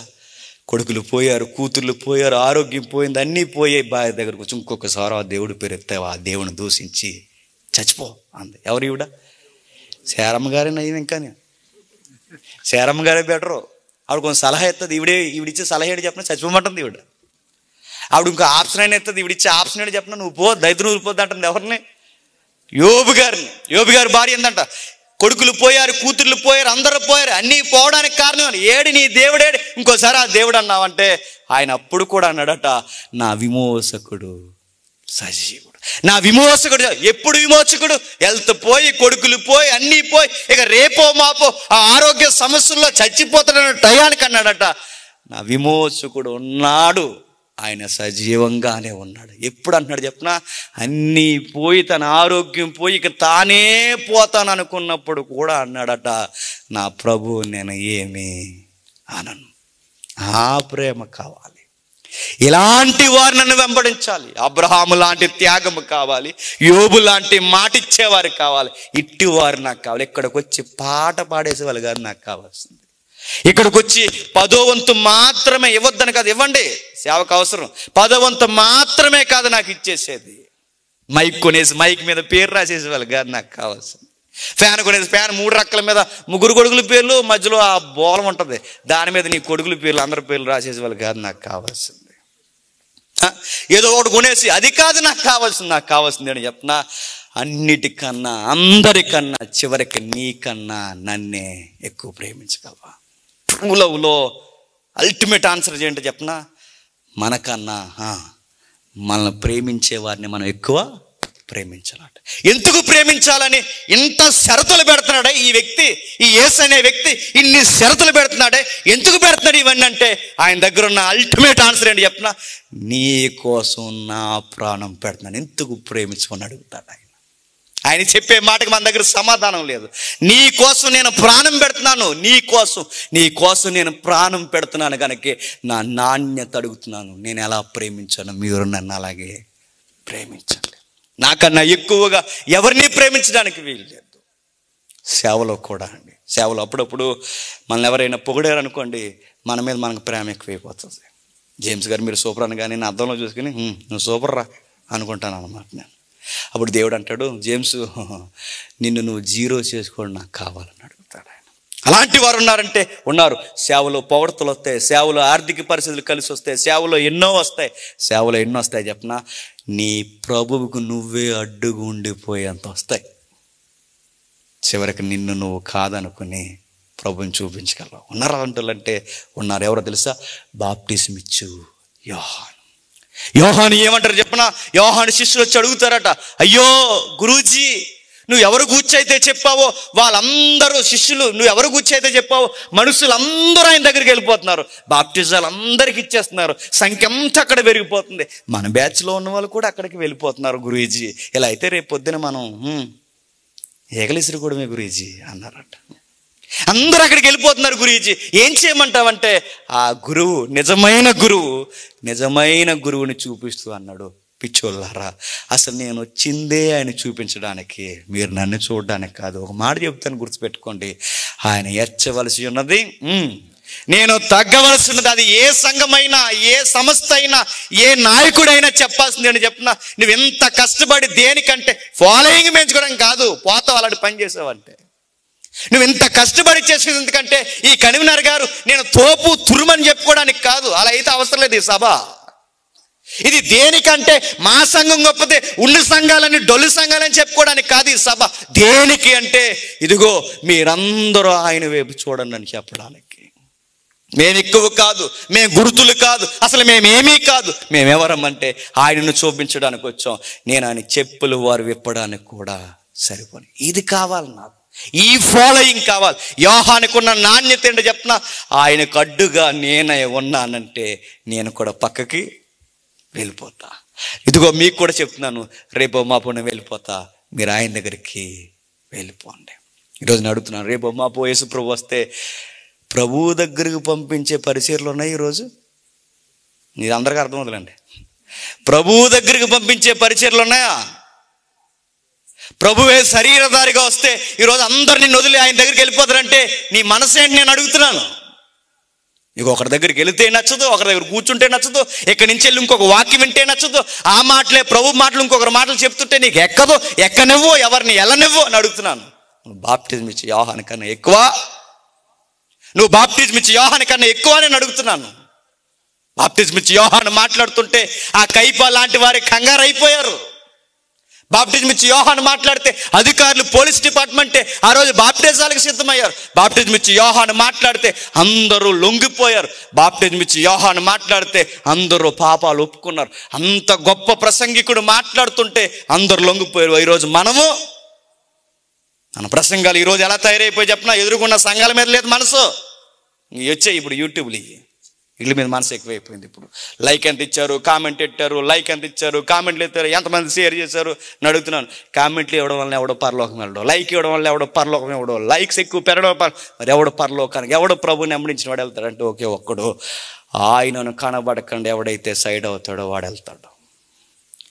ఆయనను కనబడకుండా ఎవడైతే ఉండిపోతున్నాడో వాడు దెబ్బల మీద దెబ్బలు తింటాడు. బాప్టిజం ఇచ్చి యోహాను అన్నాడు, ఆయన ఎచ్చాలి, నేను తగ్గాలి. అందుకే తనను తాను ఉపేక్షించుకోవాలి. చివరకన్న మాట నేను ముగించేస్తాను. ఇక ప్రతిరోజు సిలువెత్తుకోవాలట. ఏమి ఎత్తుకోవాలి? ప్రతిరోజు సిలువెత్తుకోవాలట. సిలువెత్తుకున్నామా? మెడలో సిలువేసి తిరుగుతున్నాం మనం. బంగారం షాప్కి వెళ్ళి సిలువ ఉన్నా చేయనివ్వండి, సిలువ ఉన్నా సై. మెడలో సిలువ వేసుకునే వాళ్ళు కాదు ఆయనకి కావాల్సింది. ఇంకో విషయం చెప్పిన, ఎవరో మంచి కామెంట్ చేశారండి. ఒక పాస్టర్ గారు ఏమని చెప్పినా, చాలా కాలంలో ఈ మధ్యకాలంలో రచయితలు అందరూ ఒకటి నేర్చుకున్నారట, దొంగలందరినీ చూపించాలంటేనట ఈ డాన్లు ఉంటారు చూసారు, డాన్లు రౌడీ సీటర్ని చూపించాలంటేనట, డాన్లకి రౌడీ సీటర్లకి మెడలో ఏం వేస్తున్నారంటే తెలిసి ఈ మధ్య చెప్పండి, కథలు చూసే వాళ్ళు తెలితే ఎవరిని వేస్తారు? ఆడు పెద్ద డాన్ అనడానికి మెడలో ఏమంటే చెప్పండి, సిలువ ఉంటుంది. ఆడి చేతికి ఏముంటుంది? సిలువ ఉంటుంది. అంటే సిలువ వేసుకుంటే నువ్వు క్రైస్తుడు కాదు, డానువు. నువ్వు గుర్తెట్టుకో. నువ్వు దగగోరు గుండగాడు, గుర్తెట్టుకో. మెల్లో సిలివేసుకున్న వారు కాదు, బయట సిలివేసుకున్నవారు కాదు, గుడికి సిలివేసిన వారు కాదు, గుండెల్లోనూ బయట బతుకుకి సిలివేసుకున్నవాడు కావాలట. మెడలో ఉన్న నక్లీస్లో కాదు సిలువ, మెడ మీదకు సిలువ, నిన్ను వంచే సిలువ, నిన్ను చంపే సిలువ. నువ్వు ప్రతిరోజు ఆయన కొరకు చచ్చే సిలువ. నీ అహం చావాలి, నీ గుండెల్లో ఉన్నవారు చావాలి, నువ్వు ప్రేమించేవారు చావాలి, అసలు నువ్వే చావాలి. ఇలా అయితేనే నన్ను వెంబడించాలి. ఇంకా చెప్పిన మాట ఏంటి చెప్పిన, చివరికి నీ ప్రాణాన్ని కూడా నాకన్నా ఎక్కువగా ప్రేమించుకోడు. నీ ప్రాణం కూడా నా కోసమే ముగిసిపోవాలి, నీ ప్రాణం కూడా నాతోనే ఆగిపోవాలి, నీ ప్రాణం కూడా నా జవాబుగా మిగిలిపోవాలి. ఇలా అయితేనే నాకు శిష్యుడివి. ఈ మాట ఆ రోజు పీకింది క్లాస్ ఎవరికో తెలుసా? చెప్పండి, పేతురు గారికి. శ్రమలు లేవా? ఎవడన్నాడు? ఇబ్బందులు లేవా? ఎవడన్నాడు? పేతురు. బాధలు లేవా? ఎవరన్నారు? పేతురు. ఇలాంటి మాటలు నీకు సాతాను అని ఉంటుంది, పో, నువ్వు సాతాను సంబంధిగా అన్నాడు. చివరి చర్మాంకంలో పేతురి చివరి జీవితంలో పేతురిని అడిగిన మాట ఏంటి చెప్పనా? ఆ యోహాను చివరి అధ్యాయంలో ఉంటుంది. పేతురు, వీళ్ళందరికన్నా ఎక్కువ నన్ను ప్రేమిస్తున్నావా? పేతురు ఏమన్నాడు చెప్పనా? అర్థం కాకముందు గద్దించాడు, అర్థమైన తర్వాత పేతురు అన్నాడు, ప్రభువా, వీళ్ళందరికన్నా ఎక్కువ నేను ప్రేమిస్తున్నాను. యోహాను కన్నా, యాకోబు కన్నా, నా చుట్టూ ఉన్న నతానీయుల కన్నా, అందరికన్నా ఎక్కువ ప్రేమిస్తున్నాను ప్రభా. ఎంత ప్రేమిస్తున్నావు? ఎంతైనా ప్రేమిస్తున్నాను ప్రభా. అయితే పంచే, నన్ను ప్రేమిస్తున్నాను అనడానికి రెప్పలే ఏంటో చెప్పనా? నా పంచే అన్నాడు. దేవుణ్ణి ప్రేమిస్తున్నాం అనడానికి గుర్తేంటి చెప్పండి? ఆయన పరిచర్య చేయాలి, పరిచర్యలో కడిచి నడవాలి, పరిచర్య కొరకు కష్టపడాలి, ఆయన గొర్రెలను చెప్పండి మేపాలి. ఇది ప్రేమకు రిప్లై. ఆ పేతురు అడిగిన మాటని యోహాన్ రికార్డ్ చేశాడు. ఎస్, నేను ప్రేమిస్తున్నాను ప్రభు, అందరికన్నా ఎక్కువ. ఎంతమంది కంటే? మా ఇంట్లో ఉన్న అత్తగారి కన్నా, మా ఆవిడ కన్నా, అందరికన్నా, నాకన్నా ఎక్కువ. ఎందుకంటే అత్తగారిని కూడా ఏ మాట అనకండి, ఇంట్లో దాచుకున్న ఉత్తమ అల్లుడు ఎవరైనా ఉన్నారంటే చెప్పండి. అత్తగారి ఇంట్లో ఉంటే నచ్చి అల్లుళ్ళు ఉంటారా? ఉండరు. అత్తగారిని కూడా ఇంట్లో పోషించిన గ్రేట్ అల్లుడు ఎవరు చెప్పండి? ఆవిడకి జన్మ తిరిగి ఈయనకి జన్మ వచ్చేసిందట ఎవరికి? అలాంటి ఆయన ఎంతగా ప్రేమించాడో చూడండి. అందరికన్నా ప్రభా, మా అత్తగారికి జన్మ వచ్చినా, ఎవరో జన్మ వచ్చినా పరిచర్య వదిలి ఎక్కడికి పోని. చివరకు పేతురు ఎలా చనిపోయాడు తెలుసా? సంఘ చరిత్రలో ప్రభువు నిలువుగా సిలువేస్తే పేతురు అన్నాడట, నాకు అంత అర్హత లేదు కానీ నన్ను తలక్రిందులుగా సిలివేశాను. పేతురు తలక్రిందులుగా సిలివేయించుకుని చచ్చిపోయాడండి. ఎవడు క్రైస్తవుడు అంటే? ప్రభువు చెప్పిన కొలత ప్రకారం ఎవరైతే నిలబడతారో చెప్పండి, వారే క్రైస్తవులు. అయితే మీకు డౌట్ రావచ్చు, మరి ఆయన నమ్ముకోవడం వలన ఏమి రాయితీలు ఉండవంటే ఆయన ఒక మాట అన్నాడు, మొదట నా రాజ్యాన్ని, నీతిని ఎదగదు, అప్పుడు నీకు ఏ సమయానికి ఏం కావాలో నేను చూసుకుంటాను, కానీ అవి కావాలని మాత్రం నా వెనకాల రాకన్నాడు ఆయన. ఇంకా ఒక మాట అన్నాడు, హింసిస్తారు, బాధిస్తారు, చంపేస్తారు, తర్వాత ఏంటి ప్రభు అంటే మూడో దినాన్ని తిరిగి లేస్తారు. సేమ్ ప్యాటర్న్ మనకు కూడా. హింసిస్తారు, బాధిస్తారు, ఎలేహేస్తారు, ఒకరోజు మనం చంపేస్తారు ఈ భూలోకంలో. తర్వాత ఏంటంటే ఒకరోజు మన వరుసల్లో తిరిగి లేస్తాం. మన ప్రభు ఎలా లేచాడో మనం అలా లేస్తాం.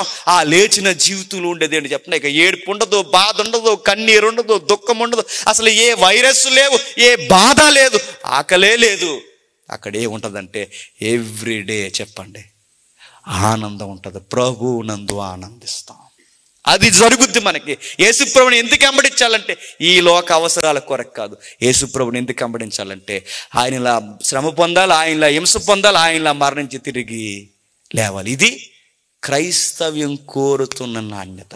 ఈ గుర్తు లేకుండా ఎవరైనా క్రీస్తుని వెంబడిస్తే, పునరుద్ధాన అనుభవం లేకుండా ఎవరైనా క్రీస్తుని అనుభవిస్తే మీ ఆత్మలకు మీరే ఉత్తరవాదులు. సంఘాలు ఉన్నాయి ఆయన కొరకు, మనం ఉన్నది ఆయన కొరకు, మన పరిచయం ఆయన కొరకు, పూర్తిగా మన గుండెల్లో స్థానము ఆయన కొరకు. ఆయన అడుగుతున్నాడు, అందరికన్నా ఎక్కువ ప్రేమిస్తున్నావు అంటే ఇంటికి వెళ్ళిన తర్వాత మోకాళ్ళు చెప్పండి, ప్రభువా ఈరోజు మాటిస్తున్నాను, అందరికన్నా నువ్వే నాకు ఎక్కువని అబ్రహాములా, యోబులా, యోహాన్లా మాట ఇవ్వండి. దేవుడు మిమ్మల్ని దీవించును గాక. ప్రార్థన చేసుకుందాం. ప్రేమగల తండ్రి, కృపగల దేవ, విలువైన ఘనమైన మాటలు మాకు అందించారు తండ్రి. నిజమే తండ్రి, ఇలాంటి నాణ్యత మాకు లేకపోతే పై ఆశీర్వాదాలు పై మాటలు మేము చెప్పుకుని పూసుకుని తిరిగితే తండ్రి, ఒకరోజు పేతురు చెప్పిన ప్రసంగం లాంటి ప్రసంగమే అయితే, పేతురు మాట్లాడిన ప్రసంగం లాంటిది తండ్రి. ఈ రోజన్నీ అవే జరుగుతున్నాయి దేవా. బాధేస్తుంది, ఆవేదన కలుగుతుంది తండ్రి. పెద్ద వారే తండ్రి ఇలాంటి మాటలు చెప్పి పబ్బం గడపడం తండ్రి ఎంతో హృదయం భారం అవుతుంది తండ్రి. మీరు అది చెప్పలేదు దేవా. రండి, నా యొద్దకు రండి, కలిసి వస్తాయని మీరు ప్రకటన ఇవ్వలేదు తండ్రి.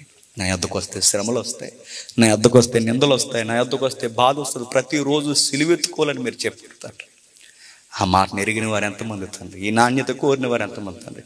ఇది చెబితే రారు అంటున్నారు తండ్రి. రాకపోయినా పర్లేదనే మా ప్రభువు తెగించి చెప్పాడు. వచ్చిన వారు 12 మందే చాలు తండ్రి. ఆ వచ్చిన వారు 4 చాలు తండ్రి. గుంపును పోగేసుకుని మేము ఏమి సాధించాలి దేవా. ఆ నాణ్యత చూపించాడు తండ్రి. పేరు చెప్పుకుని ఫోటోలు ఎంచుకుని మనుషులను చాటుకుని మనసు మాలో నుంచి తీసివేయండి తండ్రి.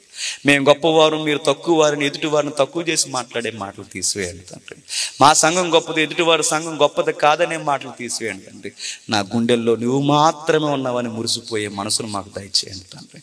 కానీ మేము ఎవరికి స్థానం ఇవ్వకుండా, మీ స్థానాన్ని ఎవరు దొంగిలించే వారు ఉండక తండ్రి, ఎవరైనా తండ్రి 2వ స్థానంలోనే, అది భార్య అయినా, కొడుకు అయినా, కూతురైనా, ఎవరైనా తండ్రి, ఆ మనసును మాకు దయచేయండి. సేవలో నాణ్యత, సిలువను మోసే భారము, మమ్మల్ని మేము ప్రతిరోజు చంపుకునే తండ్రి తత్వం మాకు నేర్పించండి. మా ప్రభువుకు జరిగిన కొలతే, ఆ ధన్యతే మాకు అనుగ్రహించండి. ఎప్పటికే మా జీవితంలో ఇలాంటివి జరుగుతూ ఉంటే, సేవను బట్టి, పరిచర్ని బట్టి, విశ్వాసమును బట్టి, మిమ్మల్ని నమ్ముకున్న తర్వాత ఇలాంటివన్నీ మాకు జరుగుతుంటే, నిజంగా వాక్యం మా జీవితంలో నెరవేరుతుందన్న ఆనందానికి మించిన ₹1,00,000 ఆనందం ఇంకేముంది తండ్రి. అది చాలు మాకు తండ్రి. మీ కొరకు బ్రతుకులో ఉన్నంత సౌందర్యం ఇంకెక్కడ లేదు దేవా. ఈ లోకంలో ఏ ₹1,00,000 ఏ భవంతుల్లో లేదు తండ్రి. ఇటు పరిచర్యలో, ఇటు ధన్యతలో మమ్మల్ని నడిపించి రేయింపగల్లో మమ్మల్ని వాడుకుంటున్నందుకు తండ్రి, అర్హత లేని మమ్మల్ని తండ్రి ఉపయోగిస్తున్నందుకు మీకు స్తుతులు, స్తోత్రములు తండ్రి. ఈరోజు సభ కారకుడైన అనను జ్ఞాపకం చేసుకోండి తండ్రి. వారి పరిచర్ని జ్ఞాపకం చేసుకోండి. ఆయన ఆవేదన జ్ఞాపకం చేసుకోండి తండ్రి. ఆయన కోరుకుంటున్న తండ్రి వాక్యానుసారమైన తండ్రి ఆ చిత్తాన్ని తండ్రి ఈ ఊర్లో, ఈ ప్రాంతంలో నెరవేర్చండి. ఆయన బలపరచండి. ఆర్థికంగాను, ఆరోగ్యంలోనూ వారి కుటుంబానికి కావాల్సిన ఆధ్యాత్మిక విలువలతో మరింత కట్టండి. వేదిక మీద ఉన్న సేవకుని బలపరచండి. వారి ఆరోగ్య పరిస్థితులు మెరుగుపరచండి. వారి సంఘాలను తండ్రి మరింత సత్యంలో బలపరచండి. మమ్మల్ని సదురులుగా భావించి, నిందించి, హేళన చేసి ఈ రోజుకి మా చావును చూడాలనుకుంటున్న వారిని కూడా మీరు క్షమించండి తండ్రి. వారిని ప్రేమించే మనసును మాకు దయచేయండి. విశ్వాసులకు వచ్చిన ప్రతి ఒక్కరిని కాపాడిన ఈ మాటలు తండ్రి బాగా చెప్పారని మమ్మల్ని మెచ్చుకునేవారుగా కాకుండా తండ్రి, మా ప్రభు మాతో మాట్లాడాలని ఒప్పుకుని ఇంటికి వెళ్ళి తండ్రి ఏడ్చే హృదయాలు వారికి దయచేయండి. హృదయానుసారంగా ప్రేమించే మనస్సును స్థిరపరచండి. ఈ సభలను, ఈ కష్టాలని, ఈ కన్నీరుని తండ్రి మీ చేతులుగా అప్పగిస్తున్నాను. ఇది వ్యర్థమైపోదు, ఒకరోజు జీవ కిరీటముగా ఎదురు చూస్తుంది. ఇచ్చిన ప్రతి రూపాయి తండ్రి ఫలములతో తండ్రి ఎదురు చూస్తుంది తండ్రి. అట్టి పునరుద్ధాన జీవితాన్ని మేము పొందడానికి, ఆ నూతన శకాన్ని ఎదుర్కోవడానికి మమ్మల్ని అందరినీ నడిపిస్తారని కోరుతూ అందరినీ మీ చేతులుగా అప్పగిస్తూ క్రీస్తున్నామని ప్రార్థన సమర్పిస్తున్నాము తండ్రి. Amen, amen, amen.